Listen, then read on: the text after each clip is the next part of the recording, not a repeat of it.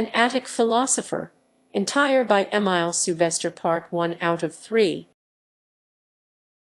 With a preface by Joseph Bertrand of the French Academy. Book 1, Emile Souvestre. No one succeeds in obtaining a prominent place in literature, or in surrounding himself with a faithful and steady circle of admirers drawn from the fickle masses of the public, unless he possesses originality, constant variety, and a distinct personality. It is quite possible to gain for a moment a few readers by imitating some original feature in another. But these soon vanish, and the writer remains alone and forgotten. Others, again, without belonging to any distinct group of authors, having found their standard in themselves,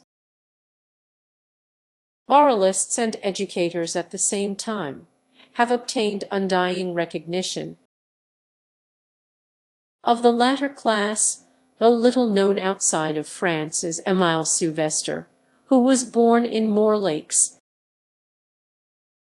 April 15, 1806, and died at Paris July 5, 1854. He was the son of a civil engineer, was educated at the College of Pontivy, and intended to follow his father's career by entering the Polytechnic school. His father, however, died in 1823, and Souvestre matriculated as a law student at Rennes. But the young student soon devoted himself entirely to literature. His first essay, a tragedy, Le Siege de Missolonghi 1828, was a pronounced failure. Disheartened and disgusted, he left Paris and established himself first as a lawyer in Morlaix. Then he became proprietor of a newspaper, and was afterward appointed a professor in Brest and in Mulhouse. In 1836, he contributed to the Revue Deux Mondes some sketches of life in Brittany, which obtained a brilliant success. Souvestre was soon made editor of La Revue de Paris, and in consequence early found a publisher for his first novel, L'Échelle de Femmes, which, as was the case with his second work, Riche et Pauvre, met with a very favorable reception. His reputation was now made, and between this period and his death he gave to France about 60 volumes tales, novels, essays, history, and drama. A double purpose was always very conspicuous in his books. He aspired to the role of a moralist and educator, and was likewise a most impressive painter of the life, character, and morals of the inhabitants of Brittany. The most significant of his books are perhaps Les Derniers Bretons 1835–1837, 4 vols. Pierre Landais 1843, 2 vols. La Foyer Breton 1844, 2 vols. Un Philosophe sans les Toits, crowned by the Academy 1850, Confessions d'un Ouvrier 1851, Risits et Souvenirs 1853, Souvenirs d'un Vieillard 1854, also La Bretagne Pittoresque 1845, and, finally, Causeries historiques et littéraires 1854, 2 vols. His comedies deserve honorable mention: Henry Hamelin, L'Oncle Baptiste 1842, La Parisienne, La Mousse, etc. In 1848, Souvestre was appointed professor of the newly created School of Administration, mostly devoted to popular lectures. He held this post till 1853, lecturing partly in Paris, partly in Switzerland. His death, when comparatively young, left a distinct gap in the literary world. A life like his could not be extinguished without general sorrow. Although he was unduly modest, and never aspired to the role of a beacon light in literature, always seeking to remain in obscurity, the works of Emile Souvestre must be placed in the first rank by their morality and by their instructive character. They will always command the entire respect and applause of mankind. And thus it happens that, like many others, he was only fully appreciated after his death. Even those of his confreres who did not seem to esteem him when alive suddenly found out that they had experienced a great loss in his demise. They expressed it in emotional panegyrics. Contemporaneous literature discovered that virtue had flown from its bosom, and the French Academy, which had at its proper time crowned his philosophe sans l'estoids as a work contributing supremely to morals, kept his memory green by bestowing on his widow the Prix Lambert, designed for the families of authors who by their integrity and by the probity of their efforts have well deserved this token from the République des Lettres. Joseph Bertrand de Académie Française, An Attic Philosopher. Chapter I. New Year's Gifts. January 1st. The day of the month came into my mind as soon as I awoke. Another year is separated from the chain of ages, and drops into the gulf of the past. The crowd hastened to welcome her young sister. But while all looks are turned toward the future, mine revert to the past. Everyone smiles upon the new queen, but, in spite of myself, I think of her whom time has just wrapped in her winding sheet. The past year, at least I know what she was, and what she has given me, while this one comes surrounded by all the forebodings of the unknown. What does she hide in the clouds that mantle her? Is it the storm or the sunshine? Just now it rains, and I feel my mind as gloomy as the sky. I have a holiday today, but what can one do on a rainy day? I walk up and down my attic out of temper, and I determine to light my fire. Unfortunately, the matches are bad, the chimney smokes, the wood goes out. I throw down my bellows in disgust, and sink into my old armchair. In truth, why should I rejoice to see the birth of a new year, all those who are already in the streets, with holiday looks and smiling faces? Do they understand what makes them so gay? Do they even know what is the meaning of this holiday? Or whence comes the custom of New Year's gifts? Here my mind pauses to prove to itself its superiority over that of the vulgar. I make a parenthesis in my ill temper in favor of my vanity, and I bring together all the evidence which my knowledge can produce. The old Romans divided the year into 10 months only. It was Numa Pompilius who added January and February. The former took its name from Janus, to whom it was dedicated. As it opened the new year, they surrounded its beginning with good omens, and thence came the custom of visits between neighbors, of wishing happiness, and of New Year's gifts. The presents given by the Romans were symbolic. They consisted of dry figs, dates, honeycomb, as emblems of the sweetness of the auspices under which the year should begin its course, and a small piece of money called stips, which foreboded riches. Here I close the parenthesis, and return to my ill humor. The little speech I have just addressed to myself has restored me my self-satisfaction, but made me more dissatisfied with others.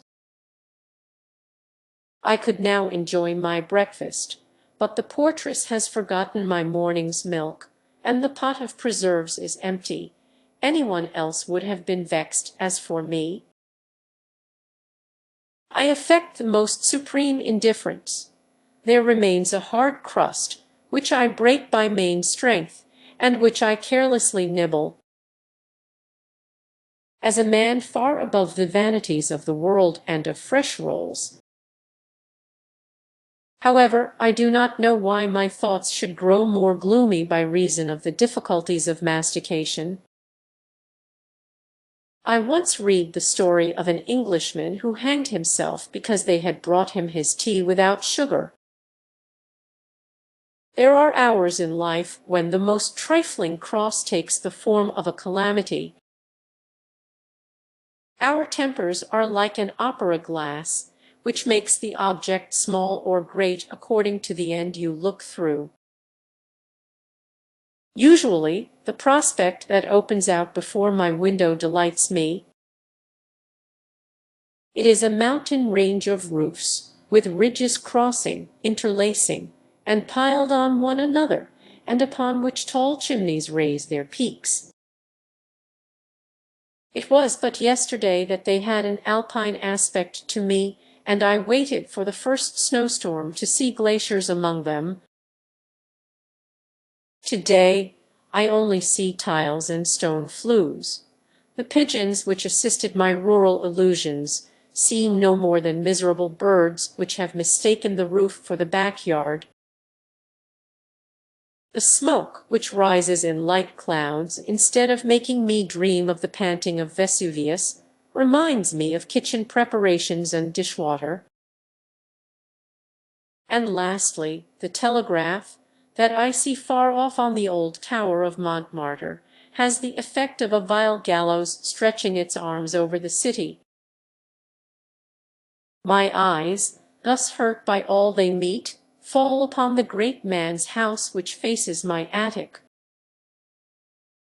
The influence of New Year's Day is visible there. The servants have an air of eagerness proportioned to the value of their New Year's gifts, received or expected. I see the master of the house crossing the court with the morose look of a man who is forced to be generous. And the visitors increase, followed by shop porters who carry flowers, bandboxes, or toys. Suddenly the great gates are opened, and a new carriage, drawn by thoroughbred horses, draws up before the doorsteps. They are, without doubt, the New Year's gift presented to the mistress of the house by her husband. For she comes herself to look at the new equipage. Very soon she gets into it with a little girl, all streaming with laces, feathers, and velvets, and loaded with parcels which she goes to distribute as New Year's gifts. The door is shut, the windows are drawn up, the carriage sets off. Thus all the world are exchanging good wishes and presents today. I alone have nothing to give or to receive, poor solitary. I do not even know one chosen being for whom I might offer a prayer. Then let my wishes for a happy New Year go and seek out all my unknown friends lost in the multitude which murmurs like the ocean at my feet.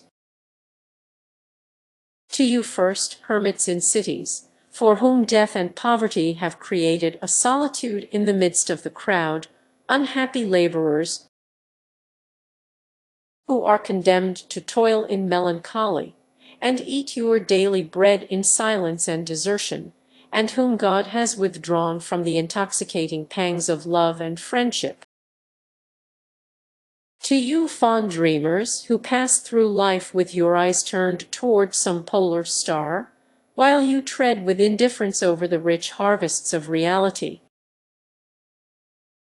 To you, honest fathers, who lengthen out the evening to maintain your families, to you, poor widows, weeping and working by a cradle, to you, young men, resolutely set to open for yourselves a path in life, large enough to lead through it the wife of your choice, to you, all brave soldiers of work and of self-sacrifice.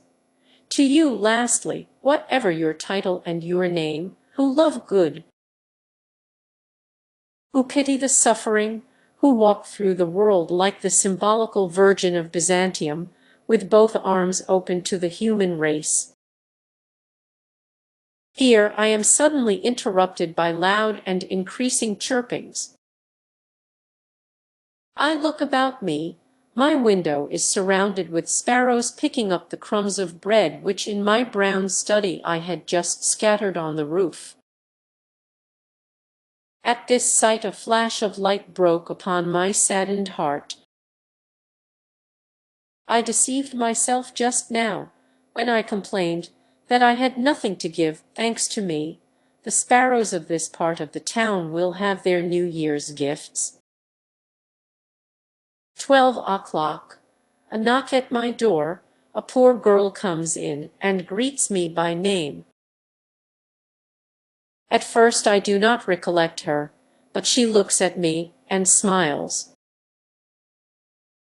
Ah, it is Paulette, but it is almost a year since I have seen her, and Paulette is no longer the same.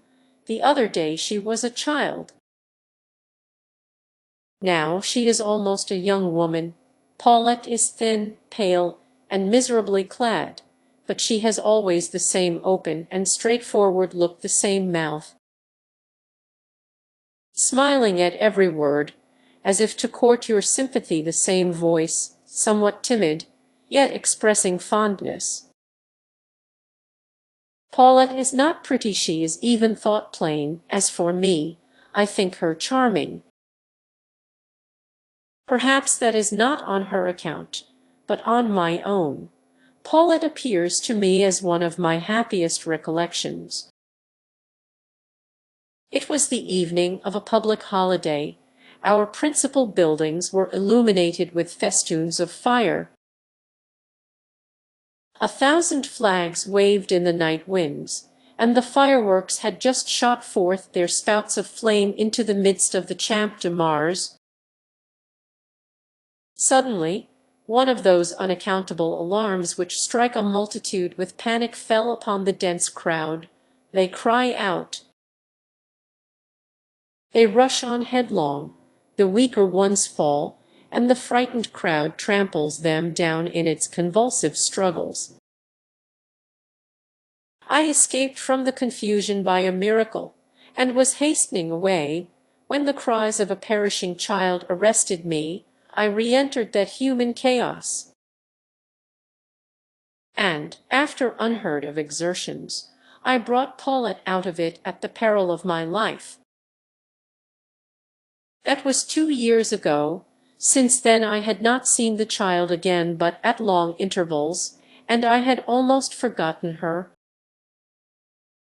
But Paulette's memory was that of a grateful heart, and she came at the beginning of the year to offer me her wishes for my happiness.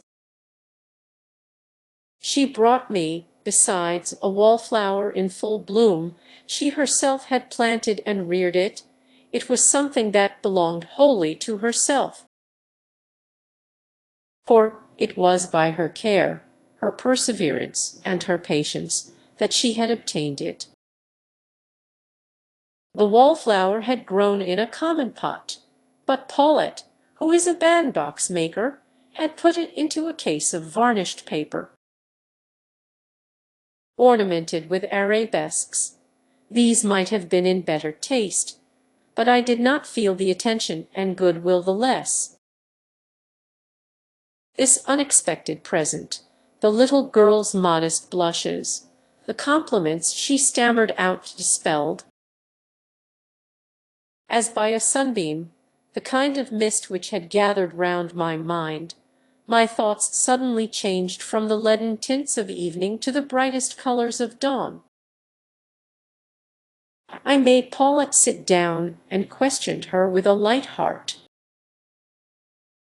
At first the little girl replied in monosyllables, but very soon the tables were turned, and it was I who interrupted with short interjections her long and confidential talk. The poor child leads a hard life. She was left an orphan long since, with a brother and sister, and lives with an old grandmother, who has brought them up to poverty, as she always calls it. However, Paulette now helps her to make bandboxes. Her little sister Perrine begins to use the needle, and her brother Henry is apprenticed to a printer. All would go well if it were not for losses and want of work, if it were not for clothes which wear out, for appetites which grow larger, and for the winter, when you cannot get sunshine for nothing. Paulette complains that her candles go too quickly, and that her wood costs too much. The fireplace in their garret is so large that a faggot makes no more show in it than a match. It is so near the roof that the wind blows the rain down it, and in winter it hails upon the hearth. So they have left off using it. Henceforth they must be content with an earthen chafing dish, upon which they cook their meals. The grandmother had often spoken of a stove that was for sale at the broker's close by, but he asked 7 francs for it, and the times are too hard for such an expense. The family, therefore, resigned themselves to cold for economy. As Paulette spoke, I felt more and more that I was losing my fretfulness and low spirits. The first disclosures of the little bandbox maker created within me a wish that soon became a plan. I questioned her about her daily occupations, and she informed me that on leaving me she must go, with her brother, her sister, and grandmother, to the different people for whom they work. My plan was immediately settled. I told the child that I would go to see her in the evening, and I sent her away with fresh thanks. I placed the wallflower in the open window, where a ray of sunshine bid it welcome. The birds were singing around, the sky had cleared up, and the day, which began so loweringly, had become bright. I sang as I moved about my room, and, having hastily put on my hat and coat, I went out. 3 o'clock. All is settled with my neighbor, the chimney doctor. He will repair my old stove, and answers for its being as good as new. At 5 o'clock we are to set out, and put it up in Paulette's grandmother's room. Midnight. All has gone off well. At the hour agreed upon, I was at the old bandbox maker's. She was still out, my Piedmontese. Fixed the stove, while I arranged a dozen logs in the great fireplace, taken from my winter stock. I shall make up for them by warming myself with walking, or by going to bed earlier. My heart beat at every step that was heard on the staircase. I trembled lest they should interrupt me in my preparations, and should thus spoil my intended surprise. But no, see everything ready. The lighted stove murmurs gently. The little lamp burns upon the table, and a bottle of oil for it is provided on the shelf. The chimney doctor is gone. Now my fear lest they should come is changed into impatience at their not coming. At last I hear children's voices. Here they are. They push open the door and rush in, but they all stop in astonishment. At the sight of the lamp, the stove, and the visitor, who stands there like a magician in the midst of these wonders, they draw back almost frightened. Paulet is the first to comprehend it, and the arrival of the grandmother, who is more slowly mounting the stairs, finishes the explanation. Then come tears, ecstasies, thanks, but the wonders are not yet ended. The little sister opens the oven, and discovers some chestnuts just roasted. The grandmother puts her hand on the bottles of cider arranged on the dresser, and I draw forth from the basket that I have hidden a cold tongue, a pot of butter, and some fresh rolls. Now their wonder turns into admiration. The little family have never seen such a feast. They lay the cloth. They sit down, they eat.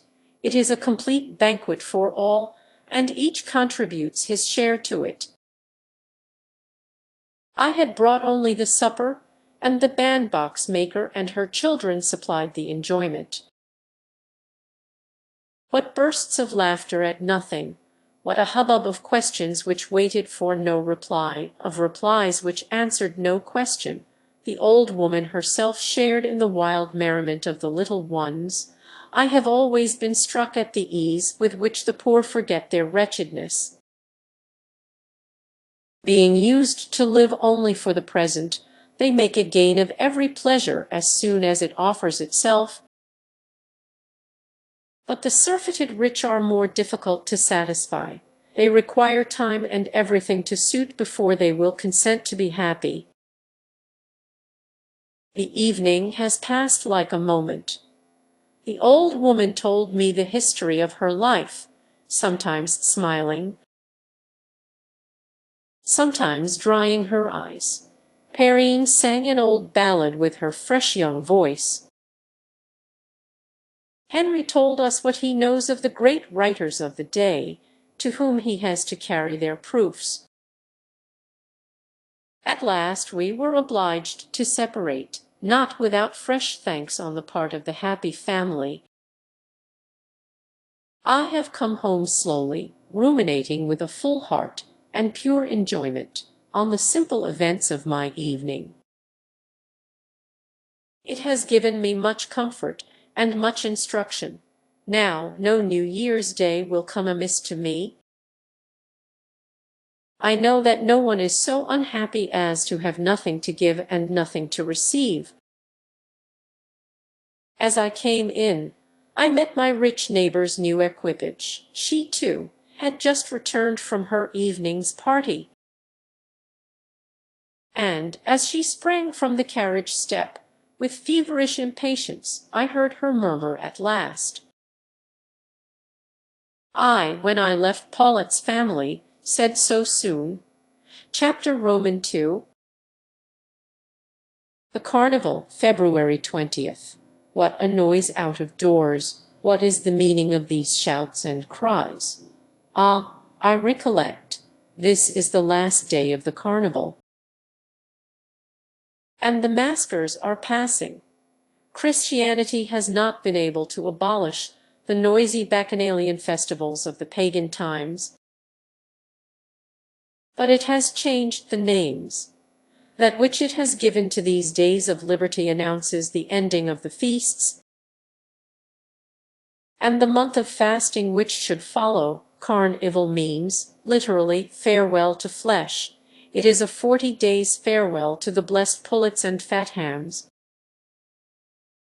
so celebrated by Pantagruel's minstrel.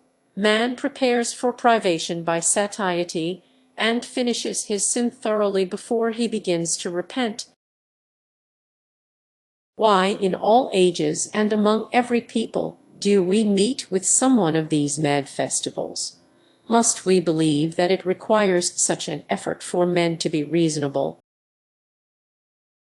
that the weaker ones have need of rest at intervals? The monks of La Trappe are allowed to speak once in a month, and on this day They all talk at once from the rising to the setting of the sun. Perhaps it is the same in the world. We make up for such a long restraint during the carnival. It is a door opened to the incongruous fancies and wishes that have hitherto been crowded back into a corner of our brain. For a moment the slaves become the masters, as in the days of the Saturnalia, and all is given up to the fools of the family. The shouts in the square redouble, the troops of masks increase on foot, in carriages, and on horseback. It is now who can attract the most attention by making a figure for a few hours, or by exciting curiosity or envy. Tomorrow they will all return, dull and exhausted, to the employments and troubles of yesterday. Alas, thought I with vexation, each of us is like these masqueraders. Our whole life is often but an unsightly carnival, and yet man has need of holidays. To relax his mind, rest his body, and open his heart. Can he not have them, then, with these coarse pleasures? Economists have been long inquiring what is the best disposal of the industry of the human race. Ah, if I could only discover the best disposal of its leisure, it is easy enough to find it work. But who will find it relaxation? Work supplies the daily bread, but it is cheerfulness that gives it a relish. O philosophers, go in quest of pleasure, find us amusements without brutality, enjoyments without selfishness. In a word, invent a carnival that will please everybody and bring shame to no one. 3 o'clock. I have just shut my window and stirred up my fire. As this is a holiday for everybody, I will make it one for myself, too. So I light the little lamp over which, on grand occasions, I make a cup of the coffee that my portress son brought from the Levant, and I look in my bookcase for one of my favorite authors. First, here is the amusing parson of Meudon, but his characters are too fond of talking slang Voltaire. But he disheartens men by always bantering them, Molière, but he hinders one's laughter by making one think, Lesage. Let us stop at him. Being profound rather than grave, he preaches virtue while ridiculing vice. If bitterness is sometimes to be found in his writings, it is always in the garb of mirth. He sees the miseries of the world without despising it, and knows its cowardly tricks without hating it. Let us call up all the heroes of his book. Gil Blas Fabris Sangrado, the Archbishop of Granada, the Duke of Lerma, Aurora, Scipio, ye gay or graceful figures, rise before my eyes, people my solitude, bring hither for my amusement the world carnival, of which you are the brilliant masters. Unfortunately, at the very moment I made this invocation, I recollected I had a letter to write which could not be put off. One of my attic neighbors came yesterday to ask me to do it. He is a cheerful old man, and has a passion for pictures and prints. He comes home almost every day with a drawing or painting probably of little value. For I know he lives penuriously, and even the letter that I am to write for him shows his poverty. His only son, who was married in England, is just dead, and his widow left without any means, and with an old mother and a child had written to beg for a home. M. Antoine asked me first to translate the letter, and then to write a refusal.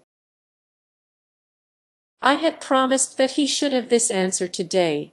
Before everything, let us fulfill our promises. The sheet of bath paper is before me. I have dipped my pen into the ink, and I rub my forehead to invite forth a sally of ideas, when I perceive that I have not my dictionary. Now, a Parisian who would speak English without a dictionary is like a child without leading strings. The ground trembles under him, and he stumbles at the first step. I run then to the bookbinder's, where I left my Johnson, who lives close by in the square. The door is half open, I hear low groans, I enter without knocking, and I see the bookbinder by the bedside of his fellow-lodger. This latter has a violent fever and delirium. Pierre looks at him perplexed and out of humor. I learned from him that his comrade was not able to get up in the morning, and that since then he has become worse every hour. I ask whether they have sent for a doctor. "Oh, yes, indeed," replied Pierre roughly. "One must have money in one's pocket for that, and this fellow has only debts instead of savings." "But you," said I, rather astonished, "are you not his friend?" "Friend," interrupted the bookbinder. "Yes, as much as the shaft horse is friend to the leader on condition that each will take his share of the draught and eat his feed by himself. You do not intend, however, to leave him without any help." "Bah, he may keep in his bed till tomorrow, as I am going to the ball." "You mean to leave him alone.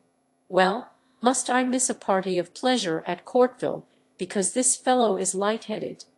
asked Pierre sharply. "I have promised to meet some friends at old Desnoyers.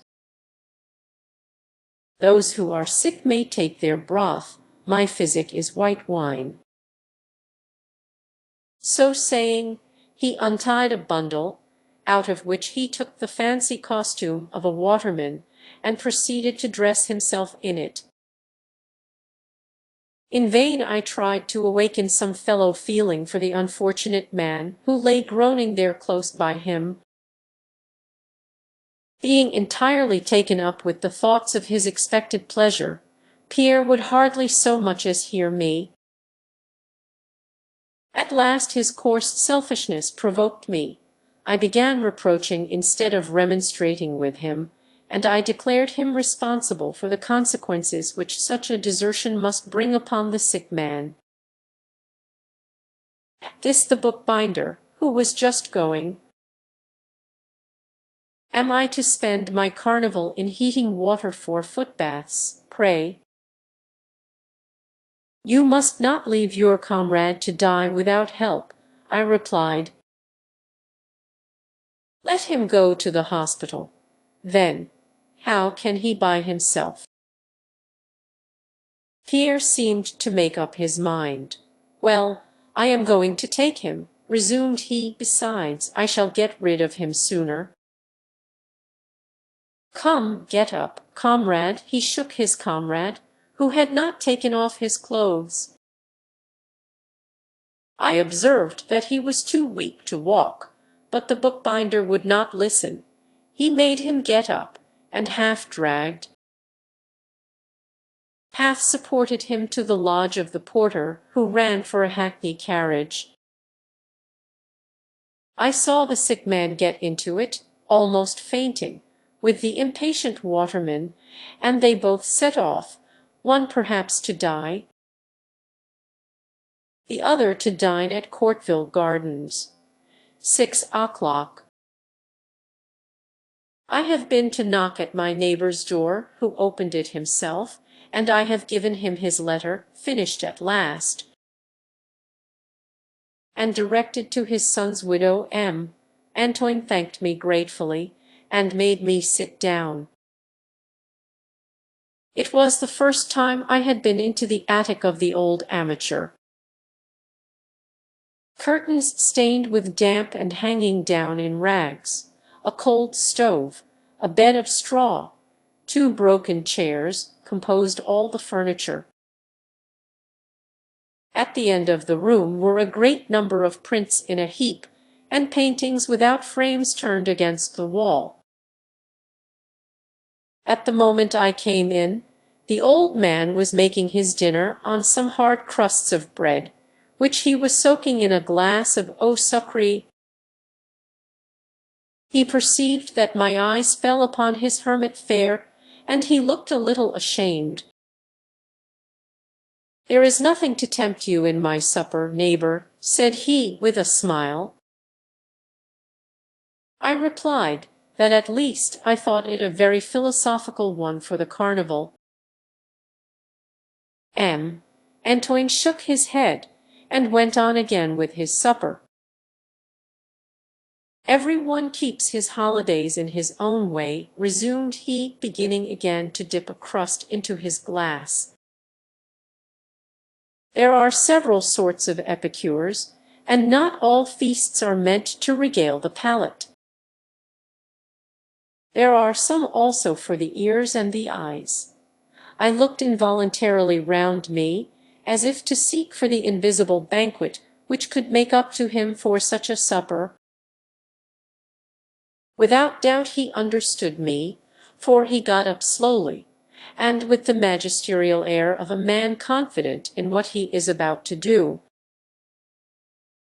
He rummaged behind several picture frames, drew forth a painting, over which he passed his hand, and silently placed it under the light of the lamp.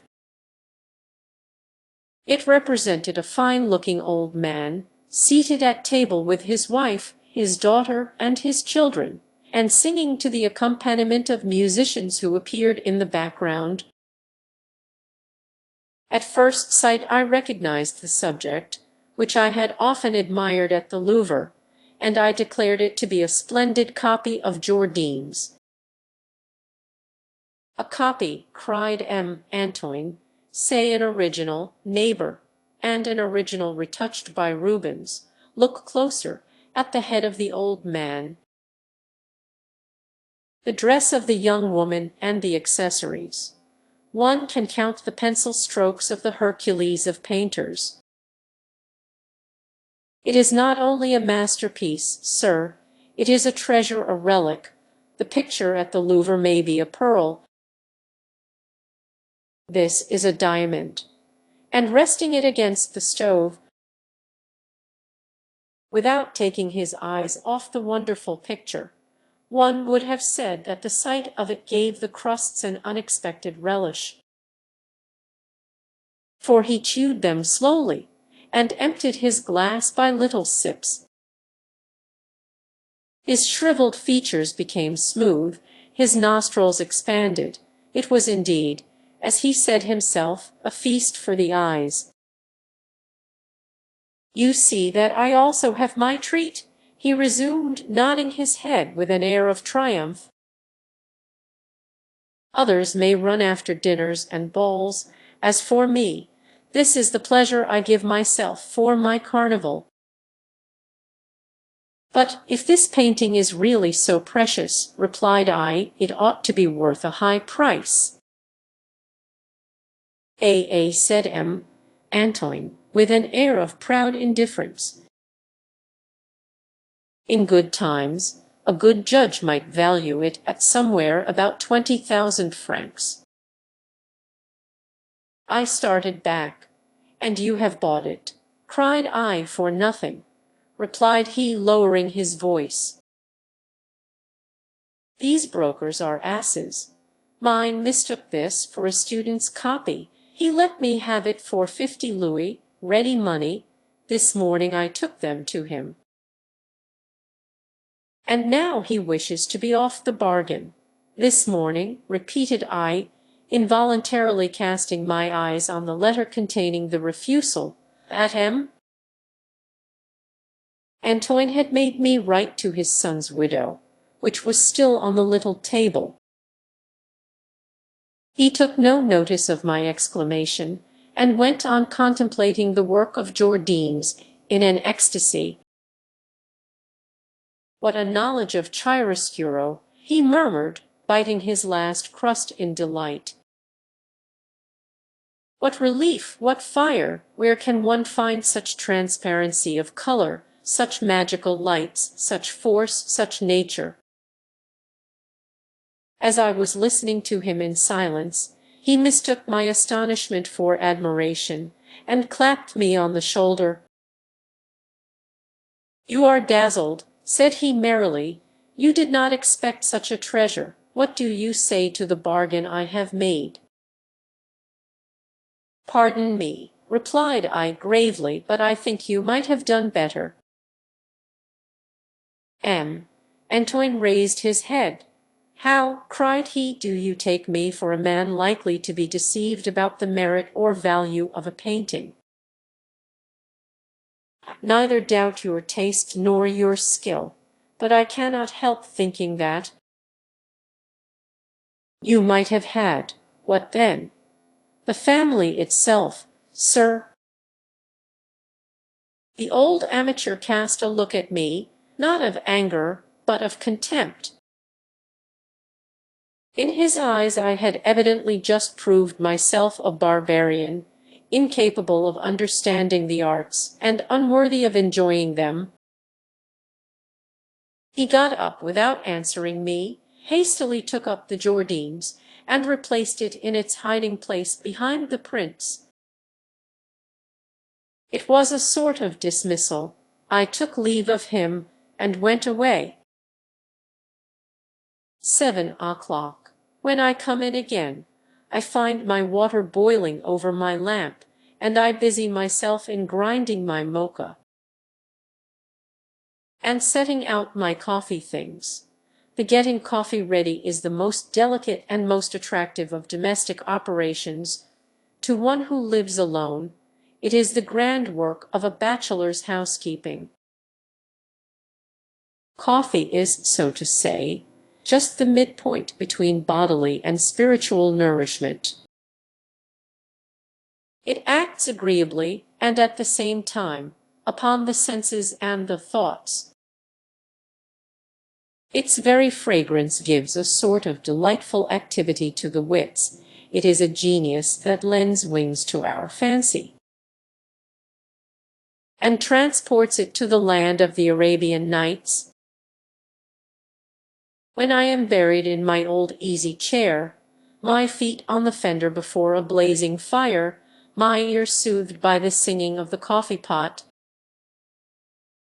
which seems to gossip with my fire-irons, the sense of smell gently excited by the aroma of the Arabian bean, and my eyes shaded by my cap pulled down over them, it often seems as if each cloud of the fragrant steam took a distinct form. As in the mirages of the desert, in each as it rises, I see some image of which my mind had been longing for the reality. At first the vapor increases, and its color deepens. I see a cottage on a hillside.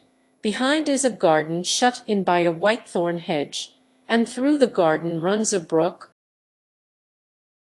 on the banks of which I hear the bees humming. Then the view opens still more. See those fields planted with apple trees, in which I can distinguish a plough, and horses waiting for their master, farther on. In a part of the wood which rings with the sound of the axe, I perceive the woodsman's hut, roofed with turf and branches. And, in the midst of all these rural pictures, I seem to see a figure of myself gliding about. It is my ghost walking in my dream. The bubbling of the water, ready to boil over, compels me to break off my meditations. In order to fill up the coffee pot, I then remember that I have no cream. I take my tin can off the hook and go down to the milkwoman's. Mother Denys is a hale countrywoman from Savoy, which she left when quite young, and, contrary to the custom of the Savoyards, she has not gone back to it again. She has neither husband nor child, notwithstanding the title they give her. But her kindness, which never sleeps, makes her worthy of the name of mother. A brave creature, left by herself in the battle of life, she makes good her humble place in it by working, singing, helping others, and leaving the rest to God. At the door of the milk shop I hear loud bursts of laughter. In one of the corners of the shop 3 children are sitting on the ground. They wear the sooty dress of Savoyard boys, and in their hands they hold large slices of bread and cheese. The youngest is besmeared up to the eyes with his, and that is the reason of their mirth. Mother Denys points them out to me. Look at the little lambs, how they enjoy themselves, said she, putting her hand on the head of the little glutton. He has had no breakfast, puts in one of the others by way of excuse. Poor little thing, said the milkwoman, he is left alone in the streets of Paris, where he can find no other father than the all-good God. And that is why you make yourself a mother to them, I replied gently. What I do is little enough, said Mother Denys, measuring out my milk, but every day I get some of them together out of the street, that for once they may have enough to eat. Dear children, their mothers will make up for it in heaven. Not to mention that they recall my native mountains to me. When they sing and dance, I seem to see our old father again. Here her eyes filled with tears. So you are repaid by your recollections for the good you do them, resumed I. Yes, yes, said she, and by their happiness, too. The laughter of these little ones, sir, is like a bird's song. It makes you gay, and gives you heart to live. As she spoke, she cut some fresh slices of bread and cheese, and added some apples and a handful of nuts to them. Come, my little dears, she cried, put these into your pockets against tomorrow. Then, turning to me, today I am ruining myself, added she, but we must all have our carnival. I came away without saying a word. I was too much affected. At last I have discovered what true pleasure is. After beholding the egotism of sensuality and of intellect, I have found the happy self-sacrifice of goodness. Pierre M. Antoine and Mother Denys had all kept their carnival, but for the first 2, it was only a feast for the senses or the mind, while for the 3rd, it was a feast for the heart. Chapter Roman 3. What we may learn by looking out of window. March 3. A poet has said that life is the dream of a shadow. He would better have compared it to a night of fever. What alternate fits of restlessness and sleep, what discomfort, what sudden starts, what ever-returning thirst, what a chaos of mournful and confused fancies! We can neither sleep nor wake. We seek in vain for repose, and we stop short on the brink of action. 2/3 of human existence are wasted in hesitation, and the last third in repenting.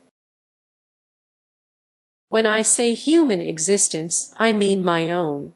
We are so made that each of us regards himself as the mirror of the community, What passes in our minds infallibly seems to us a history of the universe.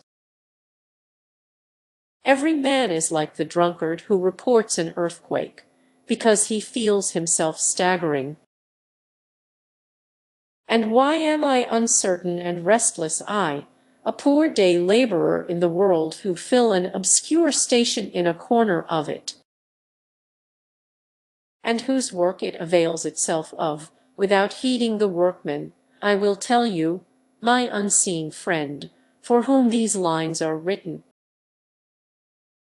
My unknown brother, on whom the solitary call in sorrow, my imaginary confidant, to whom all monologues are addressed, and who is but the shadow of our own conscience. A great event has happened in my life. A crossroad has suddenly opened in the middle of the monotonous way along which I was traveling quietly. And without thinking of it, two roads present themselves, and I must choose between them. One is only the continuation of that I have followed till now, the other is wider, and exhibits wondrous prospects. On the first, there is nothing to fear, but also little to hope.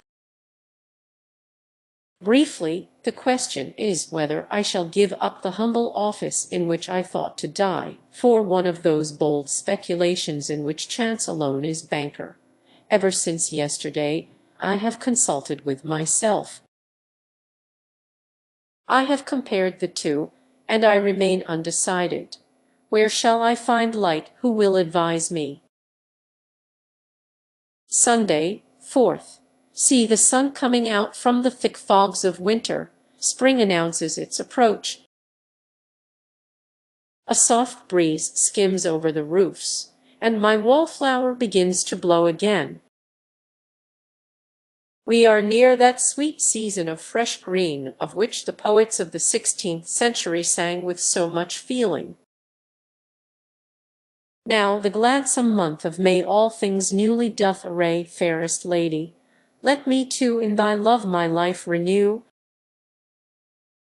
The chirping of the sparrows calls me.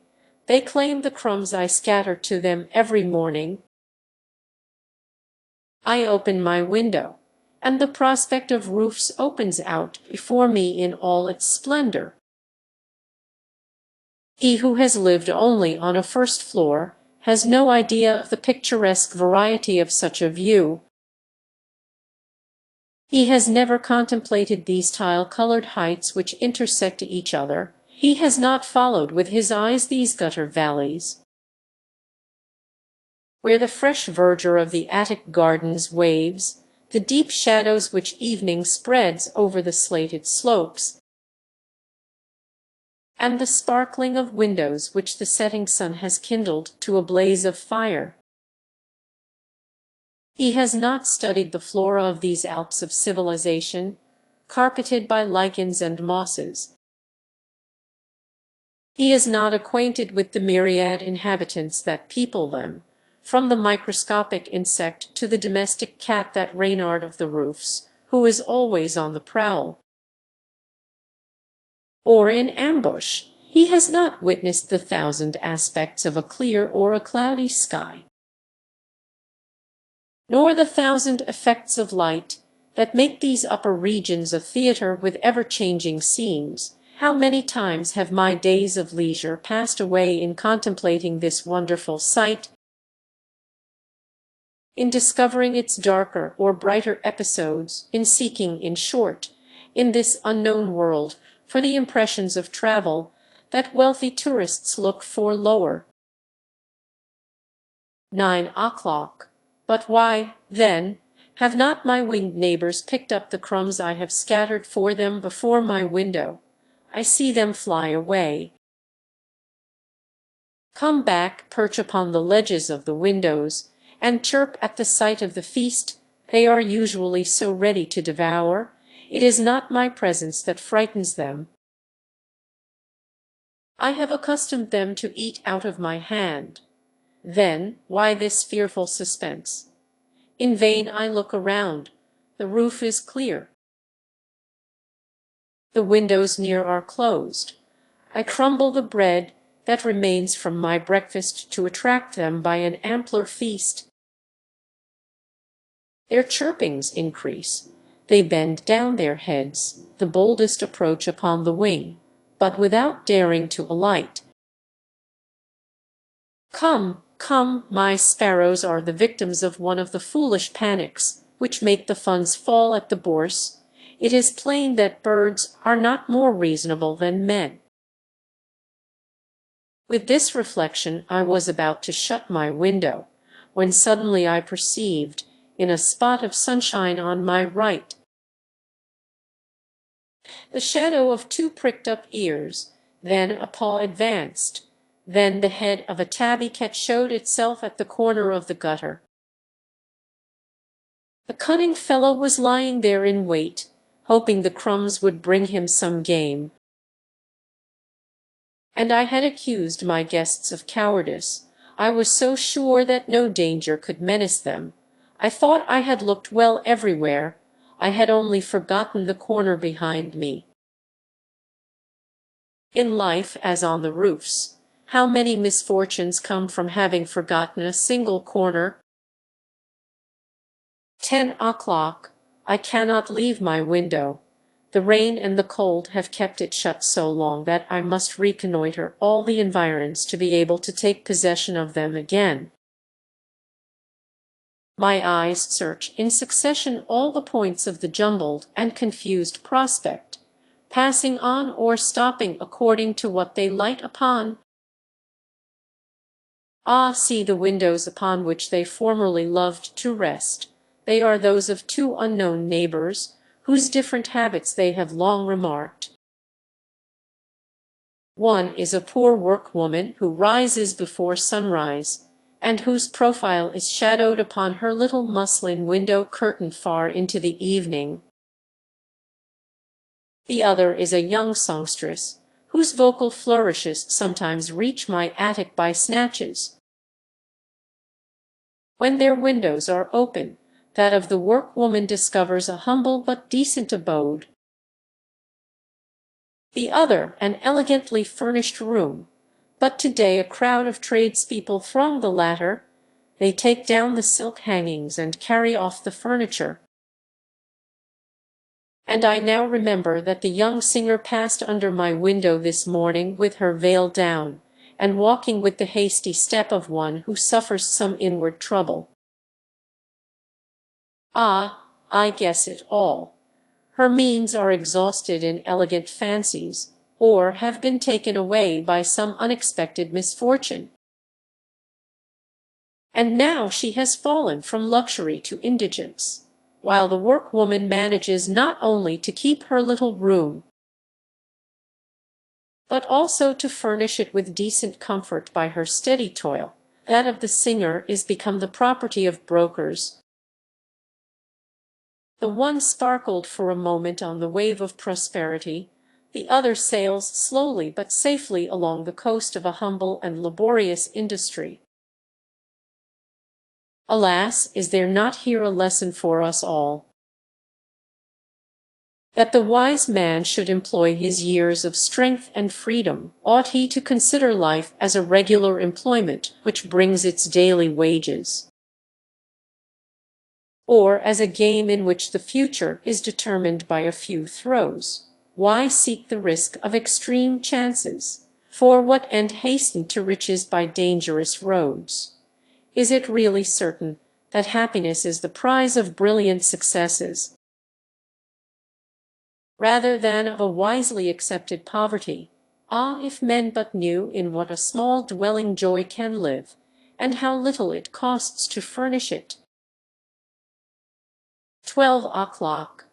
I have been walking up and down my attic for a long time, with my arms folded and my eyes on the ground. My doubts increase.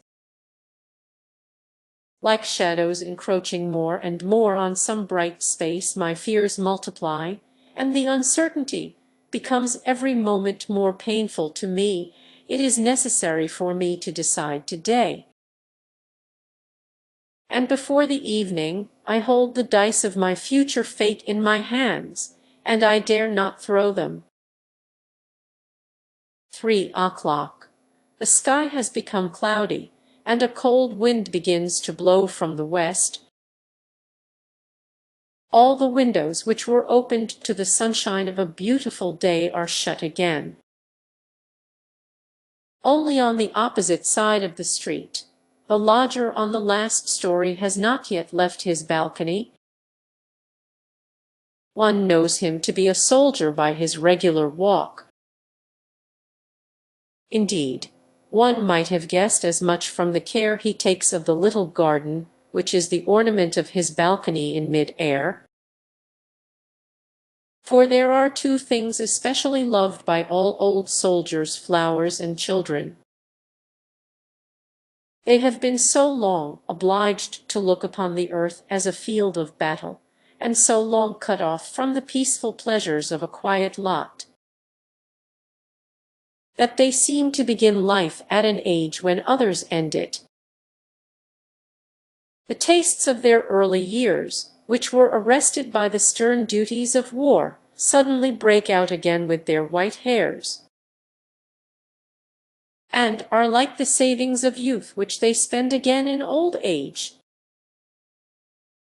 Besides, they have been condemned to be destroyers for so long that perhaps they feel a secret pleasure in creating and seeing life spring up again. The beauty of weakness has a grace and an attraction, the more for those who have been the agents of unbending force.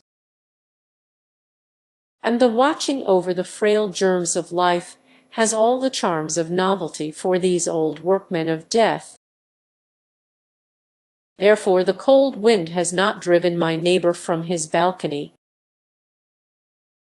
He is digging up the earth in his green boxes, and carefully sowing the seeds of the scarlet nasturtium, convolvulus, and sweet pea. Henceforth he will come every day to watch for their first sprouting, to protect the young shoots from weeds or insects,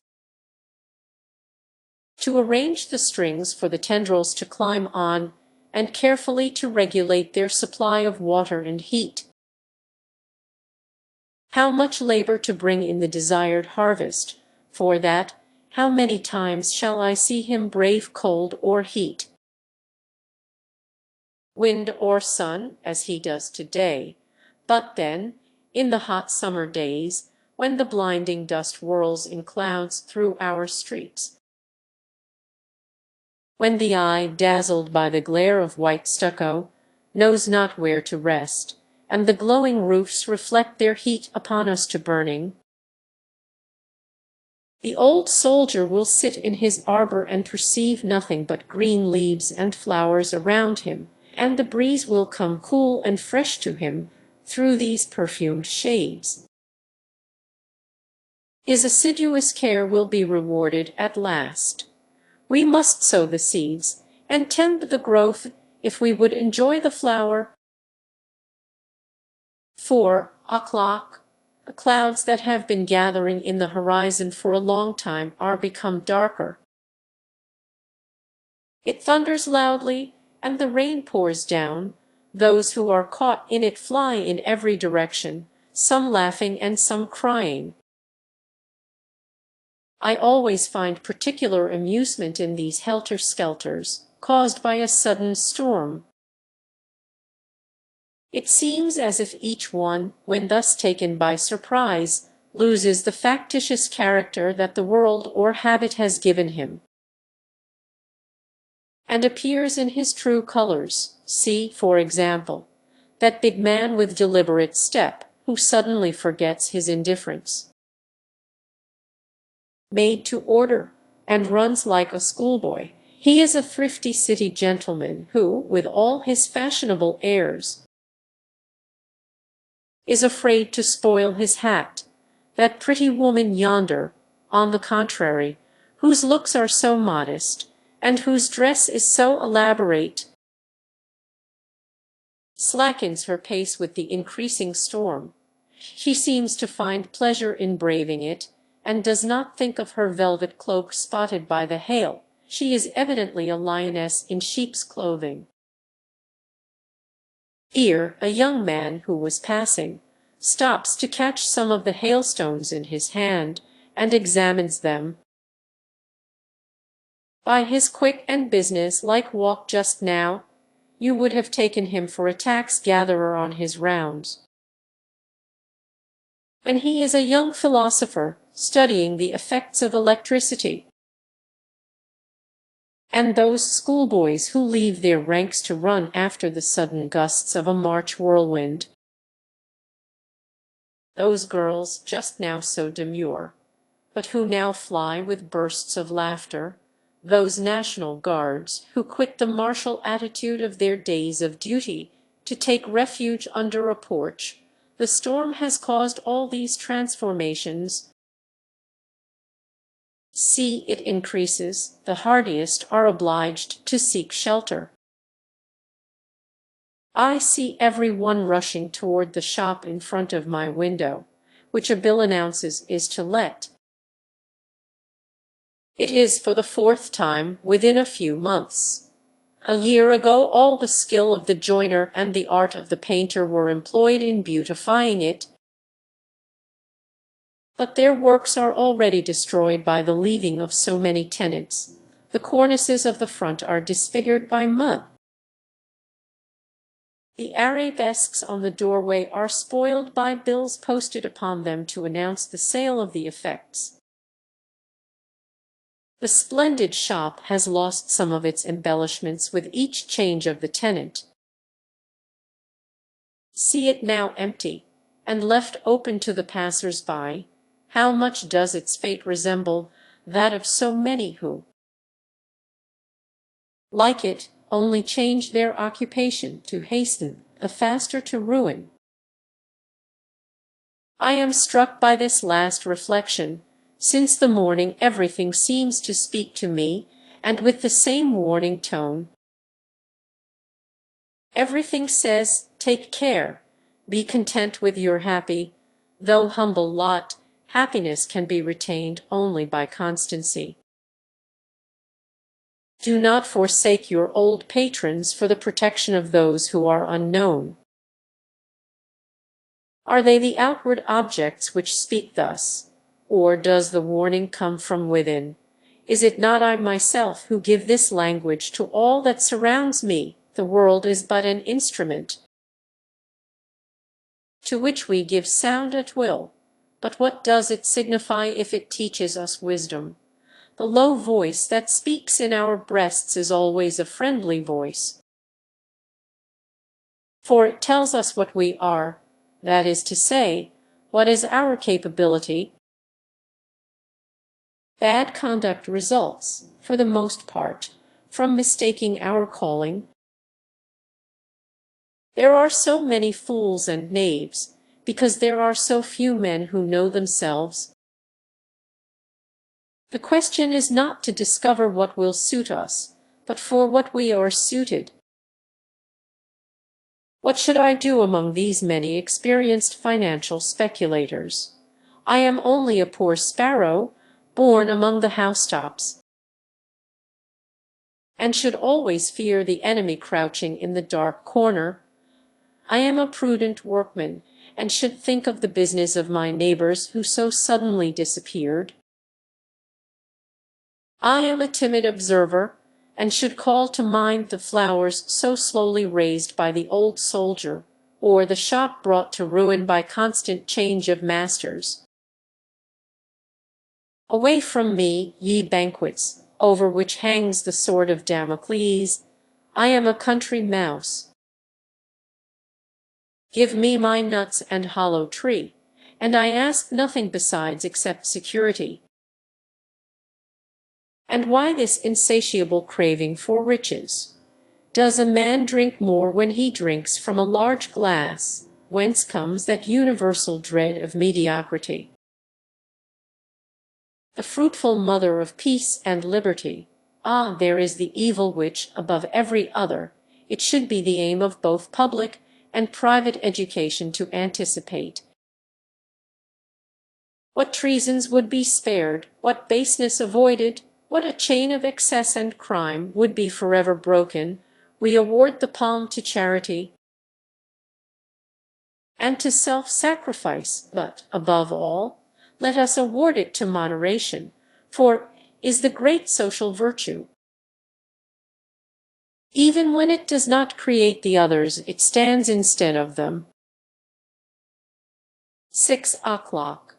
I have written a letter of thanks to the promoters of the new speculation, and have declined their offer. This decision has restored my peace of mind. I stopped singing, like the cobbler, as long as I entertained the hope of riches. It is gone, and happiness is come back.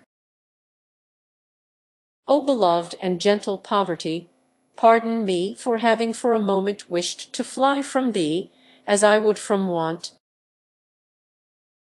Stay here forever with thy charming sisters, pity, patience, sobriety, and solitude.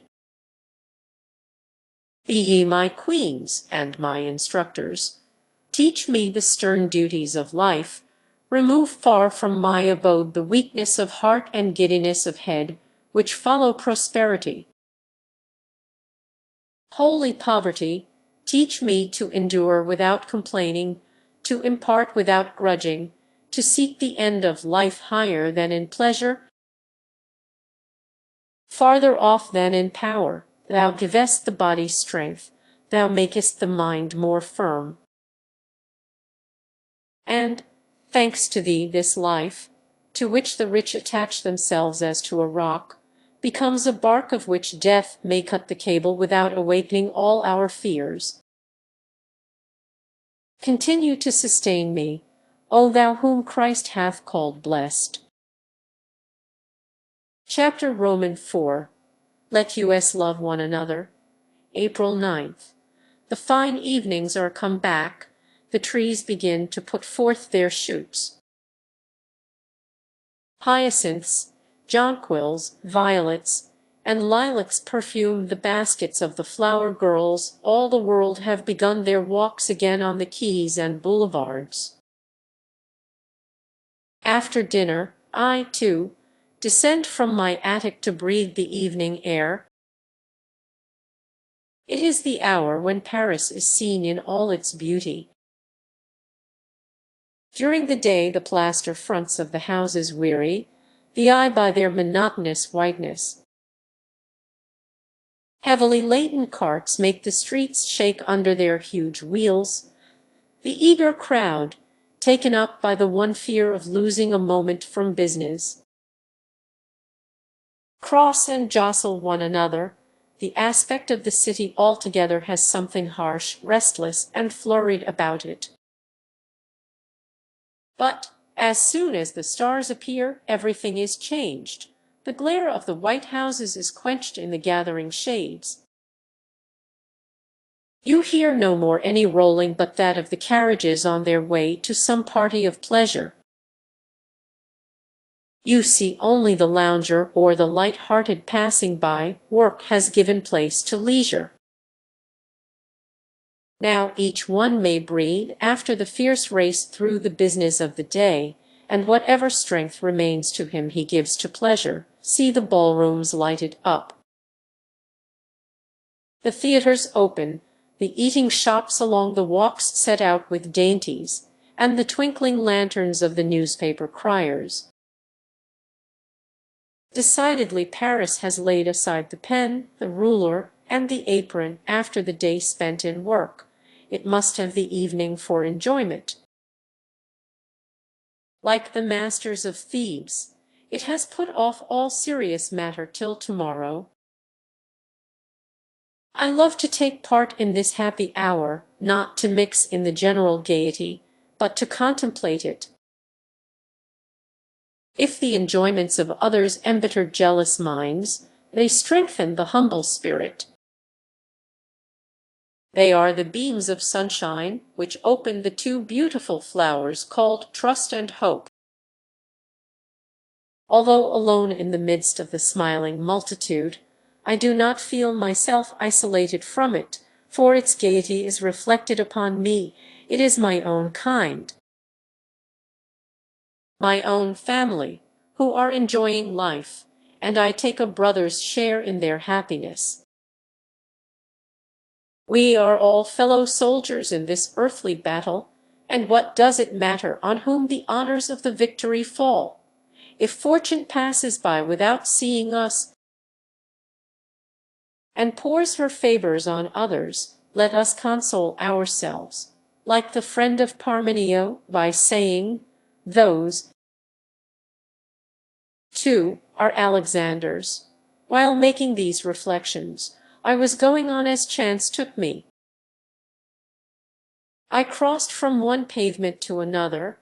I retraced my steps. I stopped before the shops, or to read the handbills. How many things there are to learn in the streets of Paris! What a museum it is! Unknown fruits, foreign arms,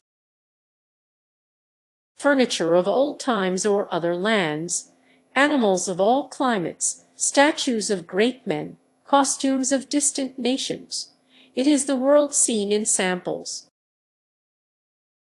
Let us then look at this people, whose knowledge is gained from the shop windows and the tradesman's display of goods. Nothing has been taught them, but they have a rude notion of everything. They have seen pineapples at Chevet's, a palm tree in the Jardin des Plantes, sugar canes selling on the Pont Neuf.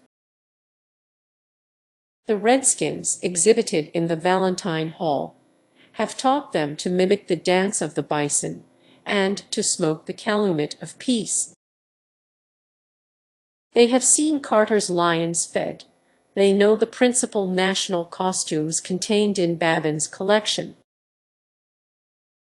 Pupil's display of prints has placed the tiger hunts of Africa and the sittings of the English Parliament before their eyes. They have become acquainted with Queen Victoria, the Emperor of Austria, and Kossuth at the office door of the Illustrated News. We can certainly instruct them, but not astonish them, for nothing is completely new to them. You may take the Paris ragamuffin through the 5 quarters of the world, and at every wonder with which you think to surprise him, he will settle the matter with that favorite and conclusive answer of his class, I know. But this variety of exhibitions, which makes Paris the fair of the world, does not offer merely a means of instruction to him who walks through it. It is a continual spur for rousing the imagination, a first step of the ladder always set up before us in a vision. When we see them, how many voyages do we take in imagination? What adventures do we dream of? What pictures do we sketch? I never look at that shop near the Chinese baths,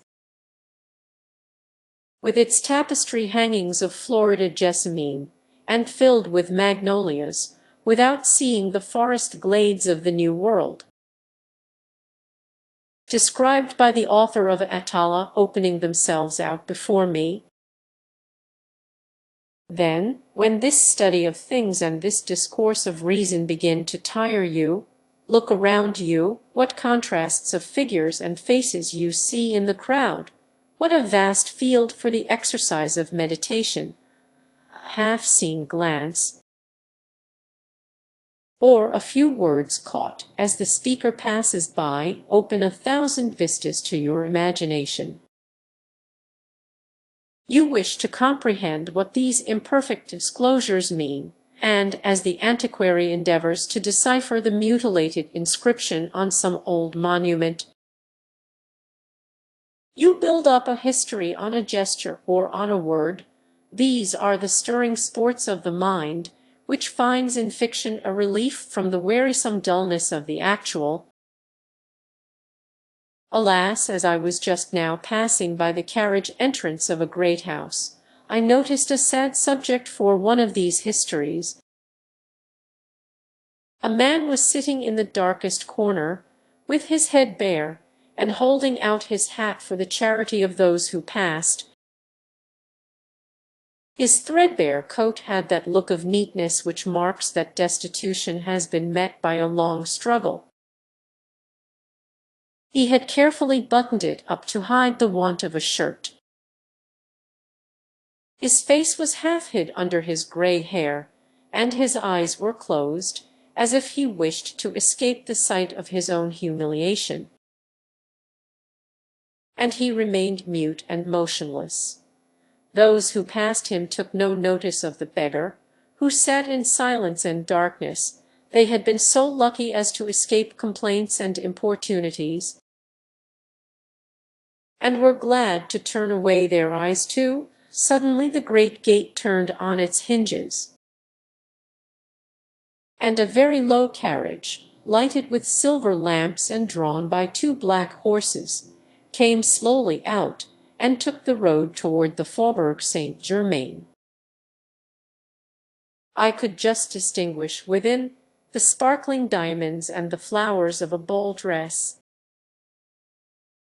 The glare of the lamps passed like a bloody streak over the pale face of the beggar, and showed his look as his eyes opened, and followed the rich man's equipage until it disappeared in the night. I dropped a small piece of money into the hat he was holding out, and passed on quickly. I had just fallen unexpectedly upon the two saddest secrets of the disease which troubles the age we live in: the envious hatred of him who suffers want, and the selfish forgetfulness of him who lives in affluence. All the enjoyment of my walk was gone. I left off looking about me, and retired into my own heart. The animated and moving sight in the streets gave place to inward meditation upon all the painful problems which have been written for the last 4,000 years at the bottom of each human struggle, but which are propounded more clearly than ever in our days. I pondered on the uselessness of so many contests, in which defeat and victory only displace each other by turns, and on the mistaken zealots who have repeated from generation to generation the bloody history of Cain and Abel. And saddened with these mournful reflections, I walked on as chance took me, until the silence all around insensibly drew me out from my own thoughts. I had reached one of the remote streets, in which those who would live in comfort, and without ostentation, and who love serious reflection, delight to find a home. There were no shops along the dimly lighted street. One heard no sounds but of distant carriages, and of the steps of some of the inhabitants returning quietly home.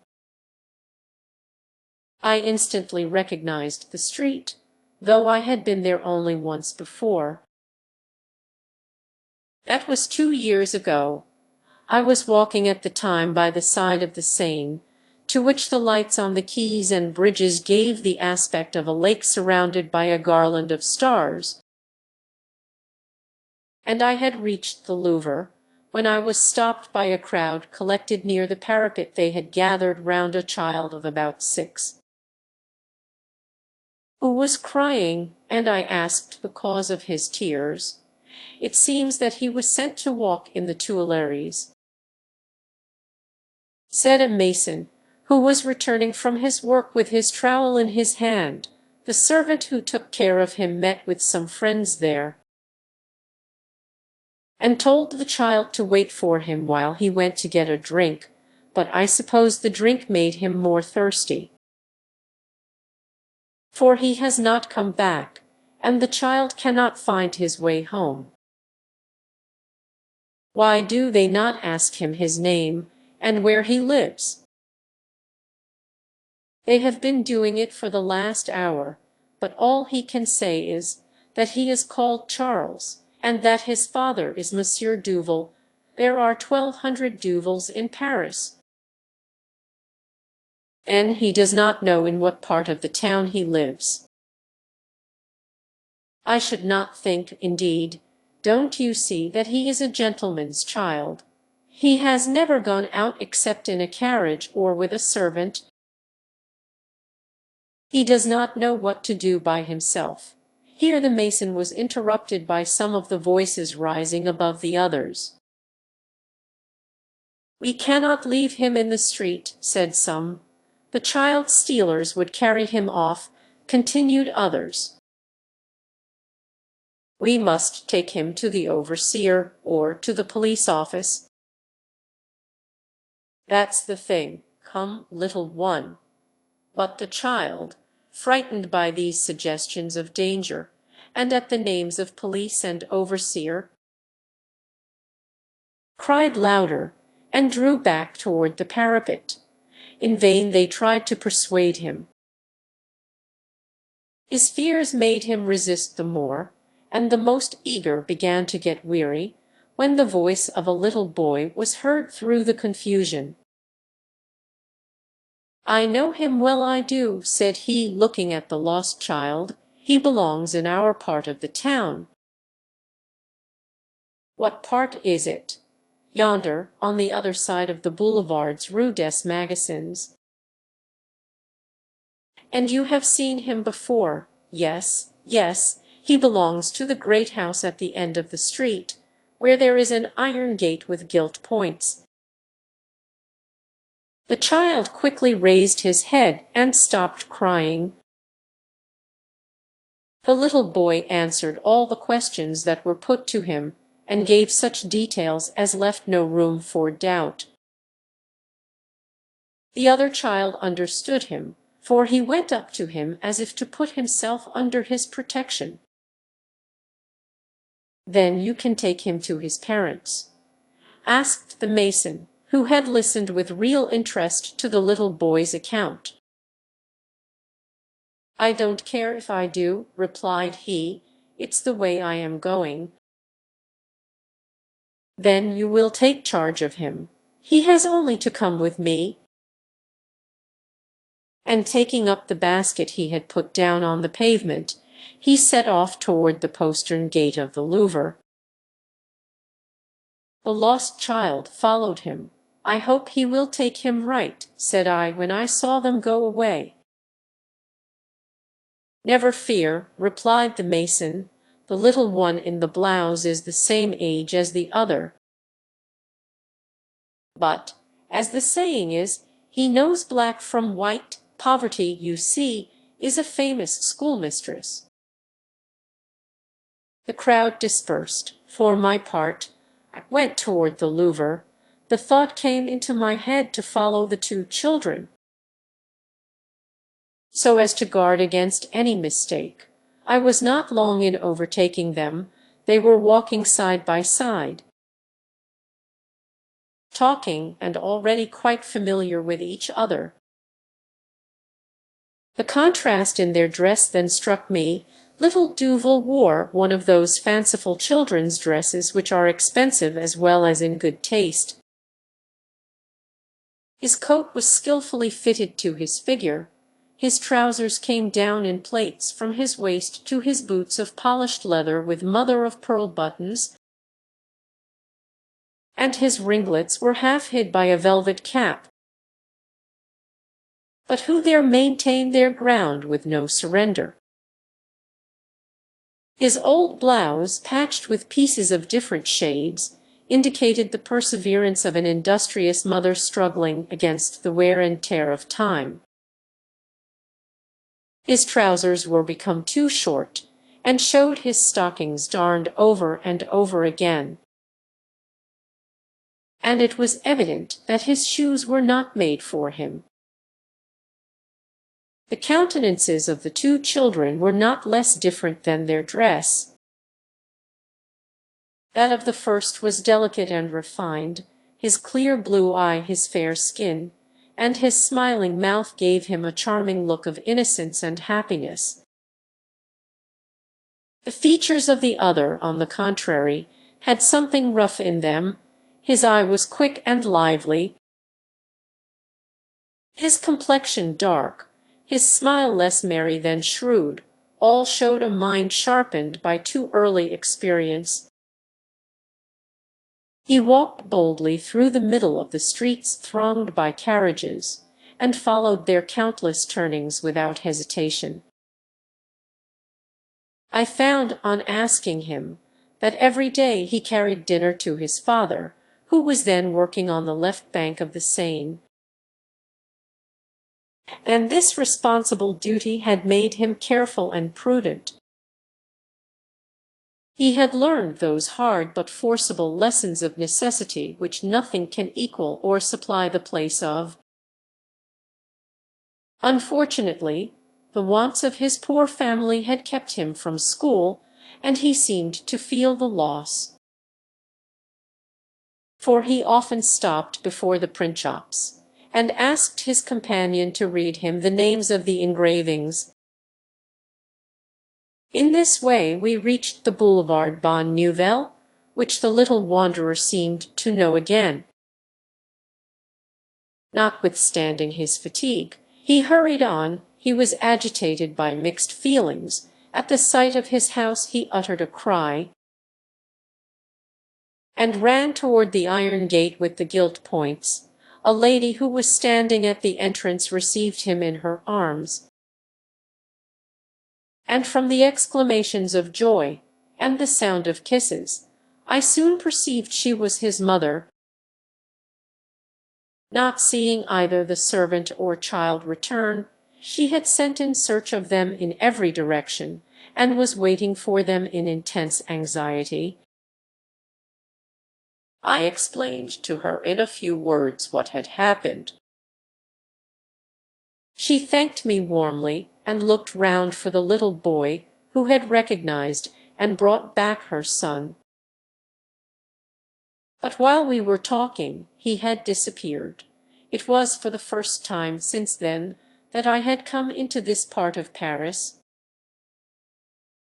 Did the mother continue grateful? Had the children met again, and had the happy chance of their first meeting lowered between them that barrier which may mark the different ranks of men, but should not divide them? While putting these questions to myself, I slackened my pace and fixed my eyes on the great gate, which I just perceived. Suddenly I saw it open, and two children appeared at the entrance. Although much grown, I recognized them at first sight. They were the child who was found near the parapet of the Louvre, and his young guide. But the dress of the latter was greatly changed. His blouse of grey cloth was neat and even spruce, and was fastened round the waist by a polished leather belt. He wore strong shoes, but made for his feet, and had on a new cloth cap. Just at the moment I saw him, he held in his two hands an enormous bunch of lilacs, to which his companion was trying to add narcissuses and primroses. The two children laughed, and parted with a friendly good-bye. M. Duval's son did not go until he had seen the other turn the corner of the street. Then I accosted the latter, and reminded him of our former meeting. He looked at me for a moment, and then seemed to recollect me. "Forgive me if I do not make you a beau," said he merrily, "but I want both my hands for the nosegay Monsieur Charles has given me." "You are, then, become great friends?" said I. "Oh, I should think so," said the child. "And now my father is rich too." "How's that?" "Monsieur Duval lent him some money. He has taken a shop, where he works on his own account. And as for me, I go to school." "Yes," replied I, remarking for the first time the cross that decorated his little coat. "And I see that you are head boy. Monsieur Charles helps me to learn, and so I am come to be the first in the class." "Are you now going to your lessons?" "Yes, and he has given me some lilacs, or he has a garden where we play together, and where my mother can always have flowers." then it is the same as if it were partly your own. So it is, they are good neighbors indeed. But here I am, good-bye, sir. He nodded to me with a smile and disappeared. I went on with my walk, still pensive, but with a feeling of relief. If I had elsewhere witnessed the painful contrast between affluence and want, here I had found the true union of riches and poverty. Hearty goodwill had smoothed down the more rugged inequalities on both sides, and had opened a road of true neighborhood and fellowship between the humble workshop and the stately mansion.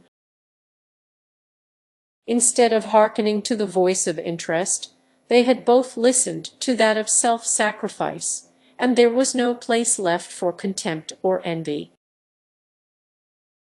Thus, instead of the beggar in rags that I had seen at the other door cursing the rich man, I had found here the happy child of the laborer loaded with flowers and blessing him.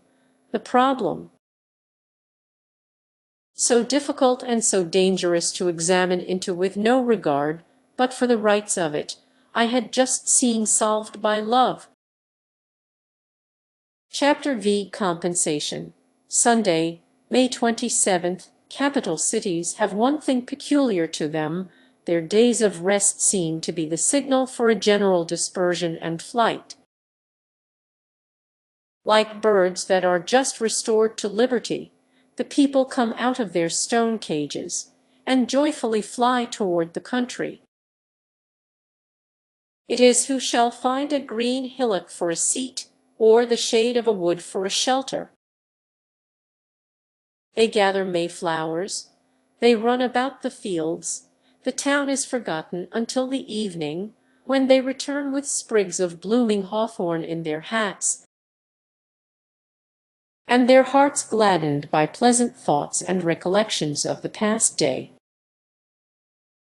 The next day they return again to their harness and to work. These rural adventures are most remarkable at Paris. When the fine weather comes, clerks, shopkeepers, and working-men look forward impatiently for the Sunday as the day for trying a few hours of this pastoral life. They walk through 6 miles of grocers' shops and public houses in the faubourgs, in the sole hope of finding a real turnip field. The father of a family begins the practical education of his son by showing him wheat, which has not taken the form of a loaf, and cabbage in its wild state.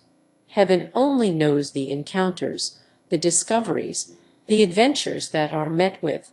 What Parisian has not had his Odyssey in an excursion through the suburbs, and would not be able to write a companion to the famous travels by land and by sea from Paris to St. Cloud? We do not now speak of that floating population from all parts for whom our French Babylon is the caravansary of Europe, a phalanx of thinkers, artists, men of business, and travelers, who, like Homer's hero, have arrived in their intellectual country after beholding many peoples and cities.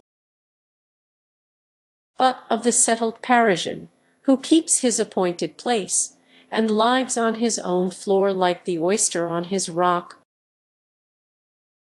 a curious vestige of the credulity, the slowness, and the simplicity of bygone ages.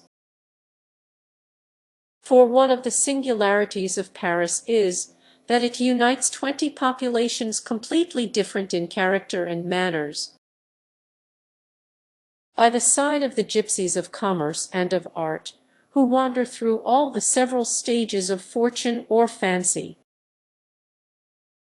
live a quiet race of people with an independence, or with regular work, whose existence resembles the dial of a clock,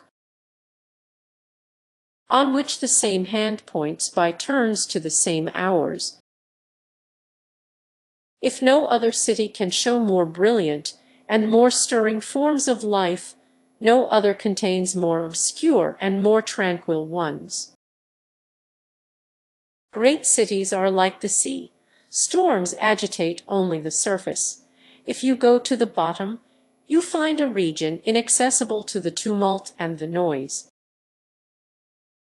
For my part, I have settled on the verge of this region, but do not actually live in it.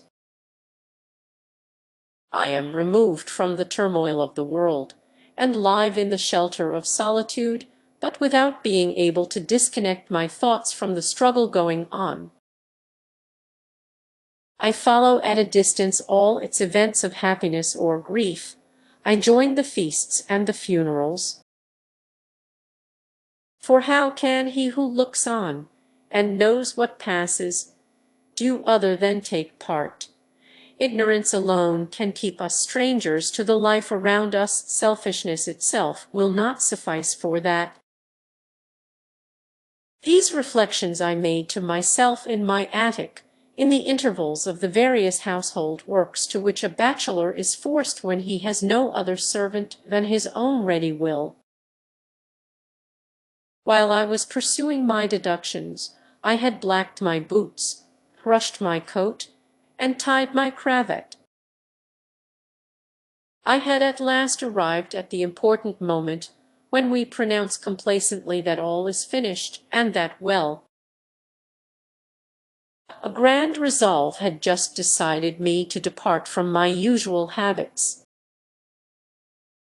The evening before, I had seen by the advertisements that the next day was a holiday at Sevres, and that the China manufactory would be open to the public. I was tempted by the beauty of the morning, and suddenly decided to go there. On my arrival at the station on the left bank, I noticed the crowd hurrying on in the fear of being late. Railroads, besides many other advantages, possess that of teaching the French punctuality. They will submit to the clock when they are convinced that it is their master. They will learn to wait when they find they will not be waited for. Social virtues are, in a great degree, good habits. How many great qualities are grafted into nations by their geographical position, by political necessity, and by institutions. Avarice was destroyed for a time among the Lacedaemonians by the creation of an iron coinage, too heavy and too bulky to be conveniently hoarded. I found myself in a carriage with two middle-aged women belonging to the domestic and retired class of Parisians I have spoken of above. A few civilities were sufficient to gain me their confidence, and after some minutes I was acquainted with their whole history. They were two poor sisters, left orphans at 15, and had lived ever since, as those who work for their livelihood must live, by economy and privation. For the last 20 or 30 years they had worked in jewelry in the same house. They had seen 10 masters succeed one another, and make their fortunes in it, without any change in their own lot. They had always lived in the same room, at the end of one of the passages in the Rue Saint-Denis, where the air and the sun are unknown.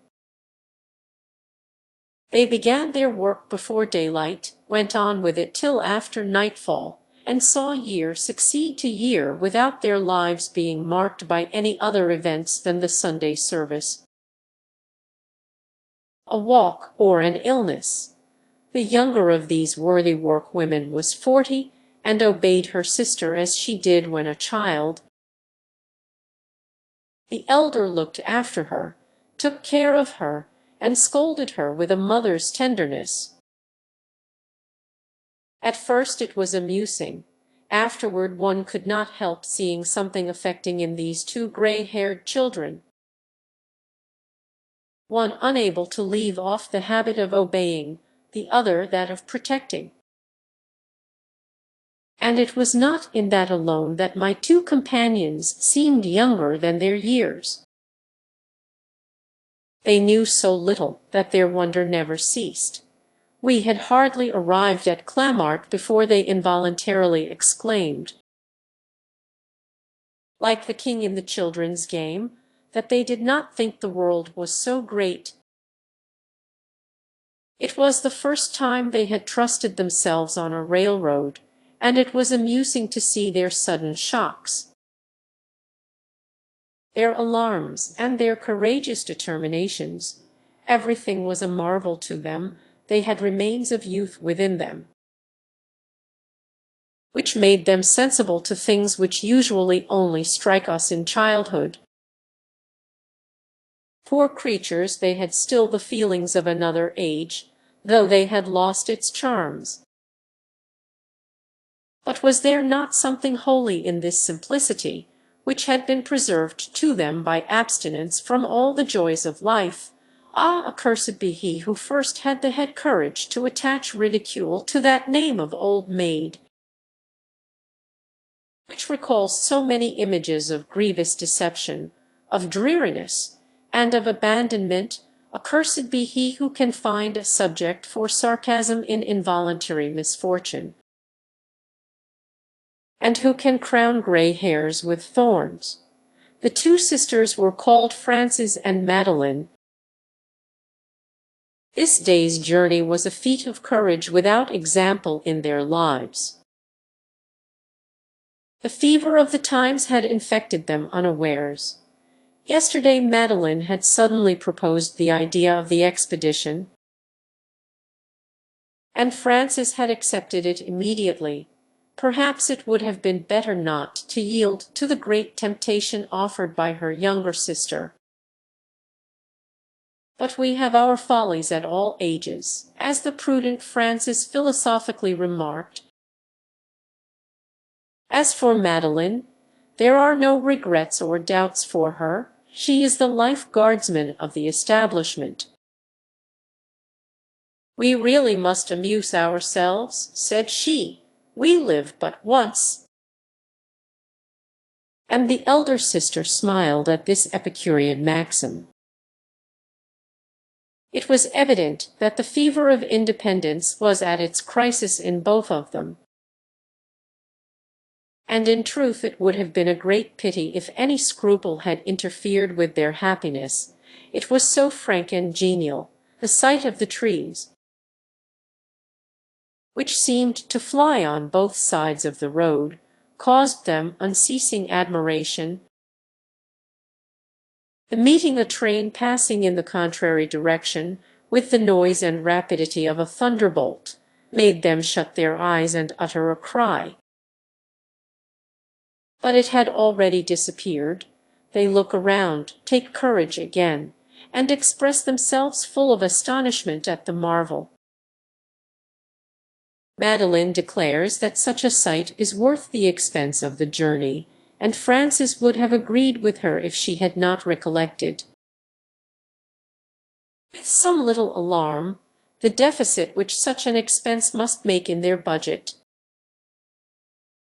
The 3 francs spent upon this single expedition were the savings of a whole week of work. Thus the joy of the elder of the two sisters was mixed with remorse. The prodigal child now and then turned its eyes toward the back street of St. Denis. But the motion and the succession of objects distract her. See the bridge of the Val surrounded by its lovely landscape on the right, Paris with its grand monuments, which rise through the fog or sparkle in the sun on the left, Meudon, with its villas, its woods, its vines, and its royal castle. The 2 workwomen look from one window to the other with exclamations of delight. One fellow passenger laughs at their childish wonder, but to me it is deeply touching, for I see in it the sign of a long and monotonous seclusion. They are the prisoners of work, who have recovered liberty and fresh air for a few hours. At last the train stops, and we get out. I show the two sisters the path that leads to Sevres, between the railway and the gardens, and they go on before, while I inquire about the time of returning. I soon join them again at the next station, where they have stopped at the little garden belonging to the gatekeeper. Both are already in deep conversation with him while he digs his garden borders, and marks out the places for flower seeds. He informs them that it is the time for hoeing out weeds, for making grafts and layers, for sowing annuals, and for destroying the insects on the rose trees. Madeleine has on the sill of her window 2 wooden boxes, in which, for want of air and sun, she has never been able to make anything grow but mustard and cress. But she persuades herself that, thanks to this information, all other plants may henceforth thrive in them. At last the gatekeeper, who is sowing a border with mignonette, gives her the rest of the seeds which he does not want. And the old maid goes off delighted, and begins to act over again the dream of Paird and her can of milk. With these flowers of her imagination, on reaching the grove of acacias, where the fair was going on, I lost sight of the two sisters. I went alone among the sights. There were lotteries going on, mountebank shows, places for eating and drinking, and for shooting with the crossbow. I have always been struck by the spirit of these out-of-door festivities. In drawing-room entertainments, people are cold, grave, often listless, and most of those who go there are brought together by habit or the obligations of society. In the country assemblies, on the contrary, you only find those who are attracted by the hope of enjoyment. There, it is a forced conscription. Here, they are volunteers for gaiety. Then, how easily they are pleased! How far this crowd of people is yet from knowing that to be pleased with nothing, and to look down on everything, is the height of fashion and good taste. Doubtless their amusements are often coarse. Elegance and refinement are wanting in them, but at least they have heartiness. Oh, that the hearty enjoyments of these merry makings could be retained in union with less vulgar feeling! Formerly religion stamped its holy character on the celebration of country festivals, and purified the pleasures without depriving them of their simplicity. The hour arrives at which the doors of the porcelain manufactory and the museum of pottery are open to the public. I meet Frances and Madeleine again in the first room. Frightened at finding themselves in the midst of such regal magnificence, they hardly dare walk. They speak in a low tone, as if they were in a church. "We are in the king's house," said the eldest sister, forgetting that there is no longer a king in France. I encourage them to go on. I walk first, and they make up their minds to follow me. What wonders are brought together in this collection! Here we see clay molded into every shape, tinted with every color, and combined with every sort of substance. Earth and wood are the first substances worked upon by man, and seem more particularly meant for his use. They, like the domestic animals, are the essential accessories of his life. Therefore there must be a more intimate connection between them and us. Stone and metals require long preparations. They resist our first efforts, and belong less to the individual than to communities.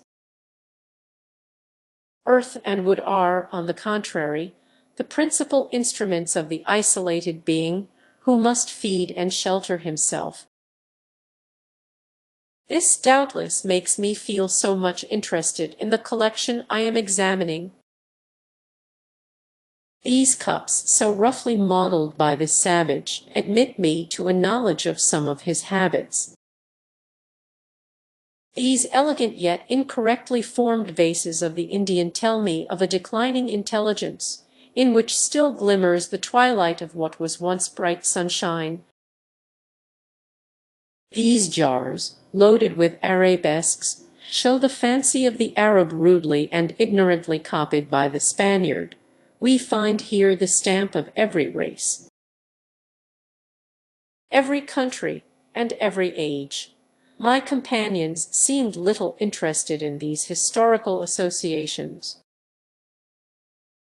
They looked at all with that credulous admiration which leaves no room for examination or discussion.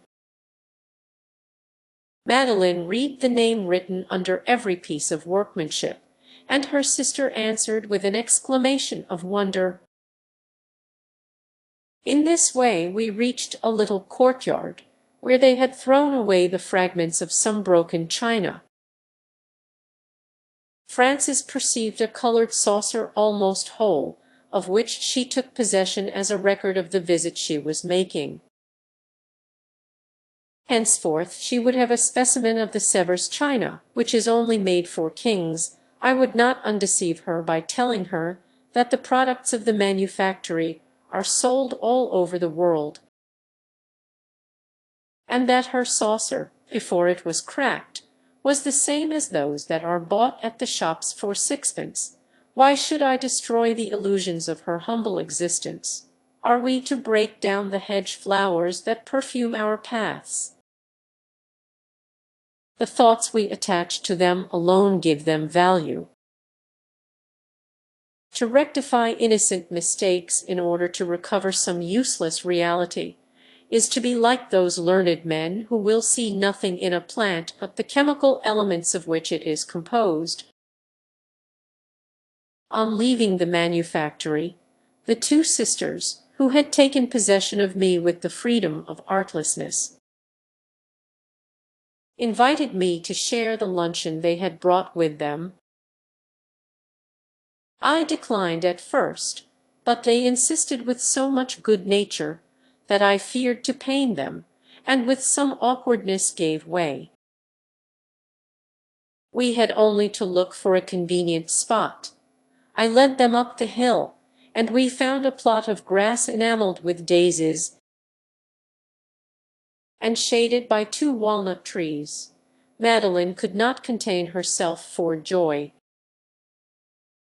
All her life she had dreamed of a dinner out on the grass, while helping her sister to take the provisions from the basket. She tells me of all her expeditions into the country that had been planned and put off. Frances, on the other hand, was brought up at Montmorency, and before she became an orphan she had often gone back to her nurse's house. That which had the attraction of novelty for her sister had for her the charm of recollection. She told of the vintage harvests to which her parents had taken her, the rides on Mother Lauret's donkey, that they could not make go to the right without pulling him to the left, the cherry gathering,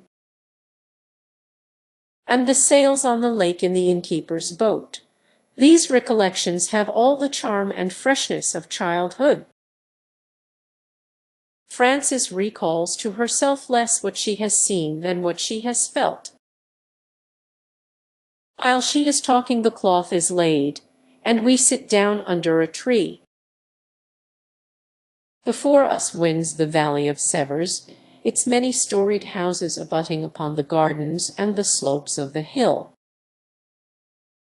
On the other side spreads out the park of St. Cloud, with its magnificent clumps of trees interspersed with meadows. Above stretch the heavens like an immense ocean, in which the clouds are sailing. I look at this beautiful country. And I listen to these good old maids.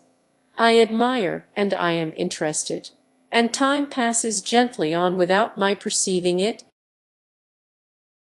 At last the sun sets, and we have to think of returning. While Madeline and Frances clear away the dinner, I walk down to the manufactory to ask the hour. The merrymaking is at its height. The blasts of the trombones resound from the band under the acacias. For a few moments I forget myself with looking about, but I have promised the two sisters to take them back to the Bellevue station. The train cannot wait, and I make haste to climb the path again which leads to the walnut trees. Just before I reached them, I heard voices on the other side of the hedge. Madeline and Frances were speaking to a poor girl whose clothes were burned, her hands blackened, and her face tied up with blood-stained bandages. I saw that she was one of the girls employed at the gunpowder mills, which are built further up on the common. An explosion had taken place a few days before. The girl's mother and elder sister were killed. She herself escaped by a miracle, and was now left without any means of support. She told all this with the resigned and unhopeful manner of one who has always been accustomed to suffer. The two sisters were much affected. I saw them consulting with each other in a low tone. Then Frances took 30 sous out of a little coarse silk purse, which was all they had left, and gave them to the poor girl. I hastened on to that side of the hedge, but, before I reached it, I met the two old sisters, who called out to me that they would not return by the railway, but on foot. I then understood that the money they had meant for the journey had just been given to the beggar. Good, like evil, is contagious. I run to the poor wounded girl, give her the sum that was to pay for my own place, and return to Frances and Madeline, and tell them I will walk with them. I am just come back from taking them home, and have left them delighted with their day, the recollection of which will long make them happy. This morning I was pitying those whose lives are obscure and joyless. Now, I understand that God has provided a compensation with every trial. The smallest pleasure derives from rarity a relish otherwise unknown. Enjoyment is only what we feel to be such, and the luxurious man feels no longer. Satiety has destroyed his appetite, while privation preserves to the other that first of earthly blessings, the being easily made happy. Oh, that I could persuade every one of this, that so the rich might not abuse their riches, and that the poor might have patience. If happiness is the rarest of blessings, it is because the reception of it is the rarest of virtues. Madeline and Frances, ye poor old maids whose courage, resignation, and generous hearts are your only wealth, pray for the wretched who give themselves up to despair, for the unhappy who hate and envy, and for the unfeeling into whose enjoyments no pity enters. Text editors' bookmarks brought them up to poverty. Carnival means, literally, farewell to flesh. Coffee is the grand work of a bachelor's housekeeping. Defeat and victory only displace each other by turns. Did not think the world was so great. Do they understand what makes them so gay? Each of us regards himself as the mirror of the community. Ease with which the poor forget their wretchedness. Everyone keeps his holidays in his own way. Favorite and conclusive answer of his class: I no fear of losing a moment from business. which never sleeps, hubbub of questions which waited for no reply. Moderation is the great social virtue. No one is so unhappy as to have nothing to give. Our tempers are like an opera glass. Poverty, you see, is a famous schoolmistress. Prisoners of work. Question is not to discover what will suit us. Ruining myself. But we must all have our carnival. 2/3 of human existence are wasted in hesitation. What a small dwelling joy can live. An Attic Philosopher on Philosophe sous les toits. By Emile Souvestre. Book 2. Chapter VI. Uncle Maurice. June 7th, 4:00 a.m. I am not surprised at hearing, when I awake, the birds singing so joyfully outside my window.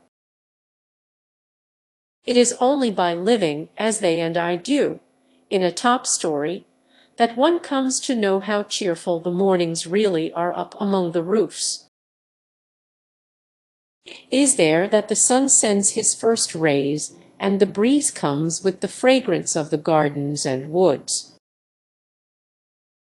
There that a wandering butterfly sometimes ventures among the flowers of the attic, and that the songs of the industrious workwoman welcome the dawn of day.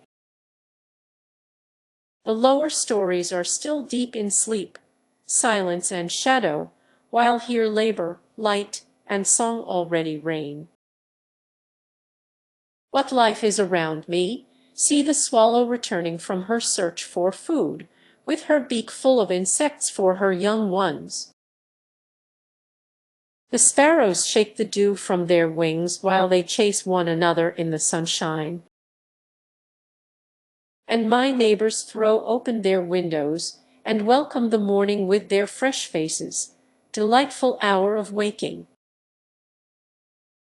Everything returns to feeling and to motion when the first light of day strikes upon creation and brings it to life again. As the magic wand struck the palace of the sleeping beauty in the wood, it is a moment of rest from every misery. The sufferings of the sick are allayed, and a breath of hope enters into the hearts of the despairing. But, alas, it is but a short respite. Everything will soon resume its wonted course. The great human machine, with its long strains, its deep gasps, its collisions, and its crashes, will be again put in motion. The tranquility of this first morning hour reminds me of that of our first years of life. Then, too, the sun shines brightly, the air is fragrant, and the illusions of youth, those birds of our life's morning, sing around us. Why do they fly away when we are older? Where do this sadness and this solitude, which gradually steal upon us, come from? The course seems to be the same with individuals and with communities at starting, so readily made happy, so easily enchanted, and at the goal, the bitter disappointment or reality, the road, which began among hawthorns and primroses, ends speedily in deserts or in precipices. Why is there so much confidence at first, so much doubt at last? Has, then, the knowledge of life no other end but to make it unfit for happiness? Must we condemn ourselves to ignorance if we would preserve hope? After all, to find rest only in an eternal childhood. How many times have I asked myself these questions? Solitude has the advantage or the danger of making us continually search more deeply into the same ideas. As our discourse is only with ourself, we always give the same direction to the conversation. We are not called to turn it to the subject which occupies another mind, or interests another's feelings. And so an involuntary inclination makes us return forever to knock at the same doors. I interrupted my reflections to put my attic in order. I hate the look of disorder because it shows either a contempt for details or an unaptness for spiritual life. To arrange the things among which we have to live is to establish the relation of property and of use between them and us. It is to lay the foundation of those habits without which man tends to the savage state. What, in fact, is social organization but a series of habits settled in accordance with the dispositions of our nature? I distrust both the intellect and the morality of those people to whom disorder is of no consequence, who can live at ease in an Augean stable. What surrounds us reflects more or less that which is within us. The mind is like one of those dark lanterns which, in spite of everything, still throw some light around. If our tastes did not reveal our character, they would be no longer tastes but instincts. While I was arranging everything in my attic, my eyes rested on the little almanac hanging over my chimney-piece. I looked for the day of the month, and I saw these words written in large letters: Fate Fortunis.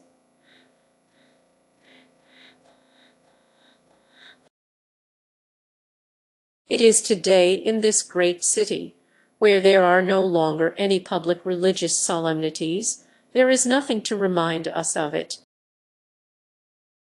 But it is, in truth, the period so happily chosen by the primitive Church. The day kept in honor of the Creator, says Chateaubriand, happens at a time when the heaven and the earth declare his power. When the woods and fields are full of new life, and all are united by the happiest ties. There is not a single widowed plant in the fields. What recollections these words have just awakened! I left off what I was about. I leaned my elbows on the window-sill, and, with my head between my two hands, I went back in thought to the little town where the first days of my childhood were passed. The fete Fortunis was then one of the great events of my life.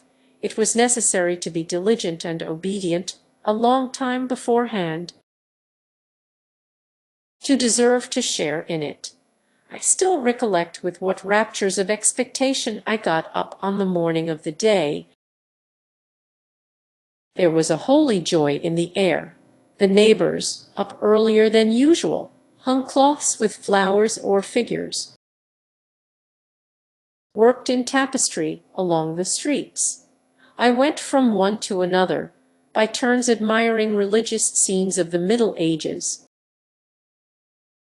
mythological compositions of the Renaissance, old battles in the style of Louis Roman XIV, and the Arcadias of Madame de Pompadour. All this world of phantoms seemed to be coming forth from the dust of past ages, to assist silent and motionless at the holy ceremony.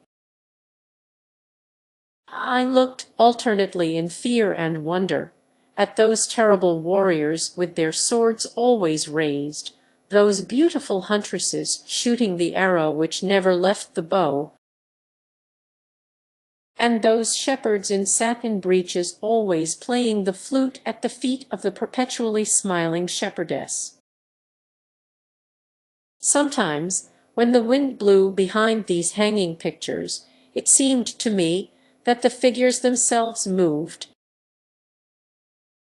and I watched to see them detach themselves from the wall and take their places in the procession, but these impressions were vague and transitory.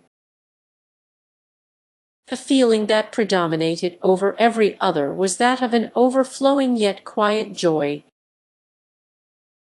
In the midst of all the floating draperies, the scattered flowers, the voices of the maidens, and the gladness which, like a perfume, exhaled from everything, you felt transported in spite of yourself The joyful sounds of the festival were repeated in your heart in 1,000 melodious echoes. You were more indulgent, more holy, more loving, for God was not only manifesting himself without, but also within us. And then the altars for the occasion, the flowery arbors, the triumphal arches made of green boughs, what competition among the different parishes for the erection of the resting places where the procession was to halt. It was who should contribute the rarest and the most beautiful of his possessions. It was there I made my first sacrifice. The wreaths of flowers were arranged, the candles lighted, and the tabernacle dressed with roses.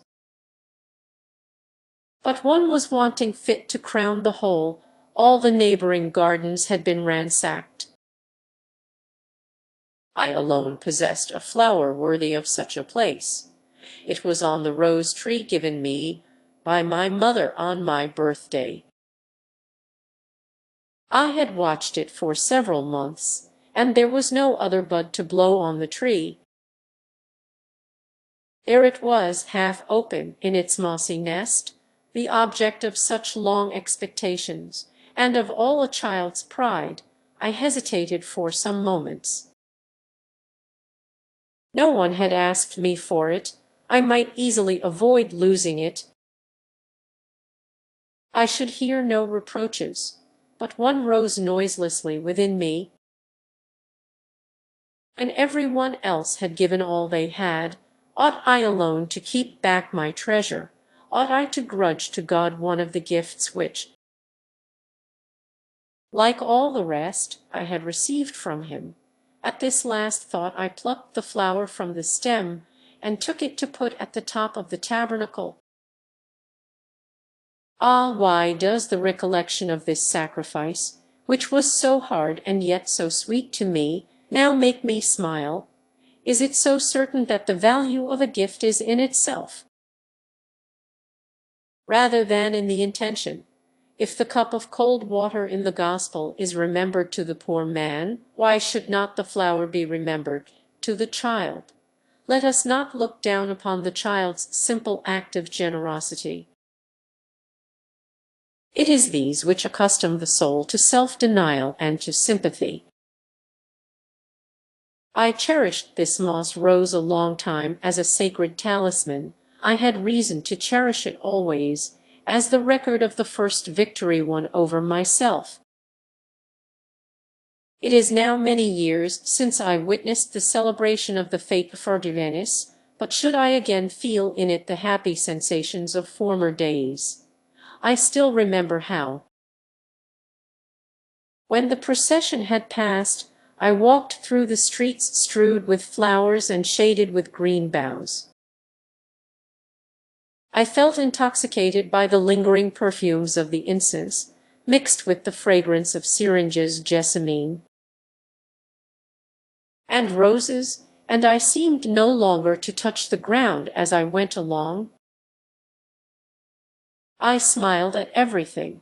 The whole world was paradise in my eyes, and it seemed to me that God was floating in the air. Moreover, this feeling was not the excitement of the moment. It might be more intense on certain days, but at the same time it continued through the ordinary course of my life. Many years thus passed for me in an expansion of heart and a trustfulness which prevented sorrow, if not from coming,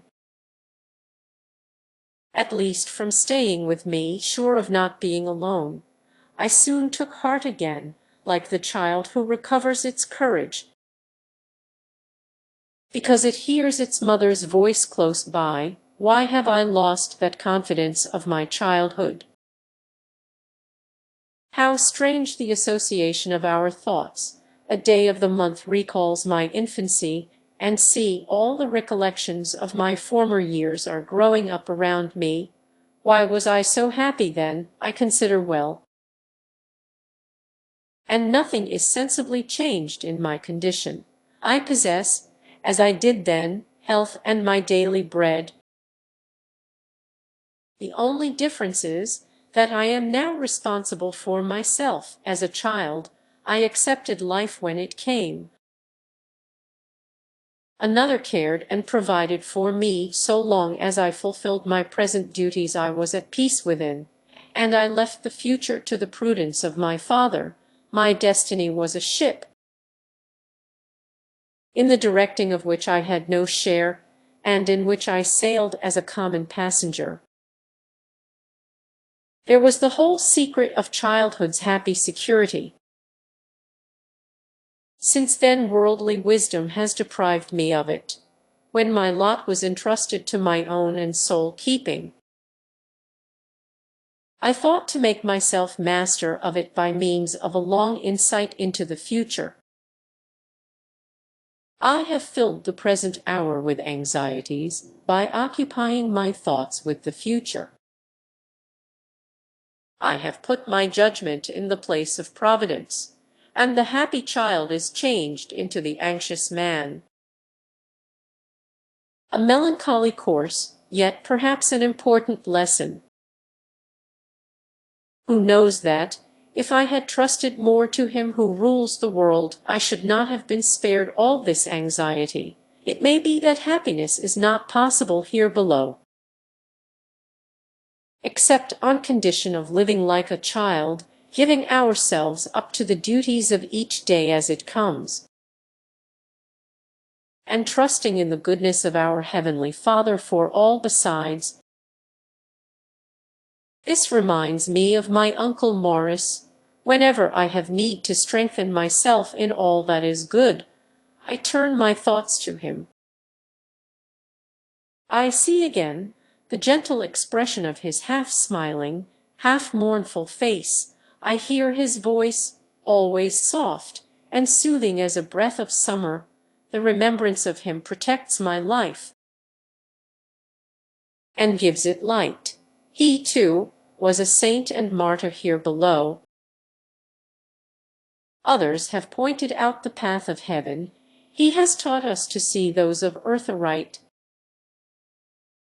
But, except the angels, who are charged with noting down the sacrifices performed in secret, and the virtues which are never known. Who has ever heard of my Uncle Morris? Perhaps I alone remember his name, and still recall his history. Well, I will write it, not for others, but for myself. They say that, at the sight of the Apollo, the body erects itself and assumes a more dignified attitude. In the same way, the soul should feel itself raised and ennobled by the recollection of a good man's life. Thanks for watching. This video book is provided by StreamBooks.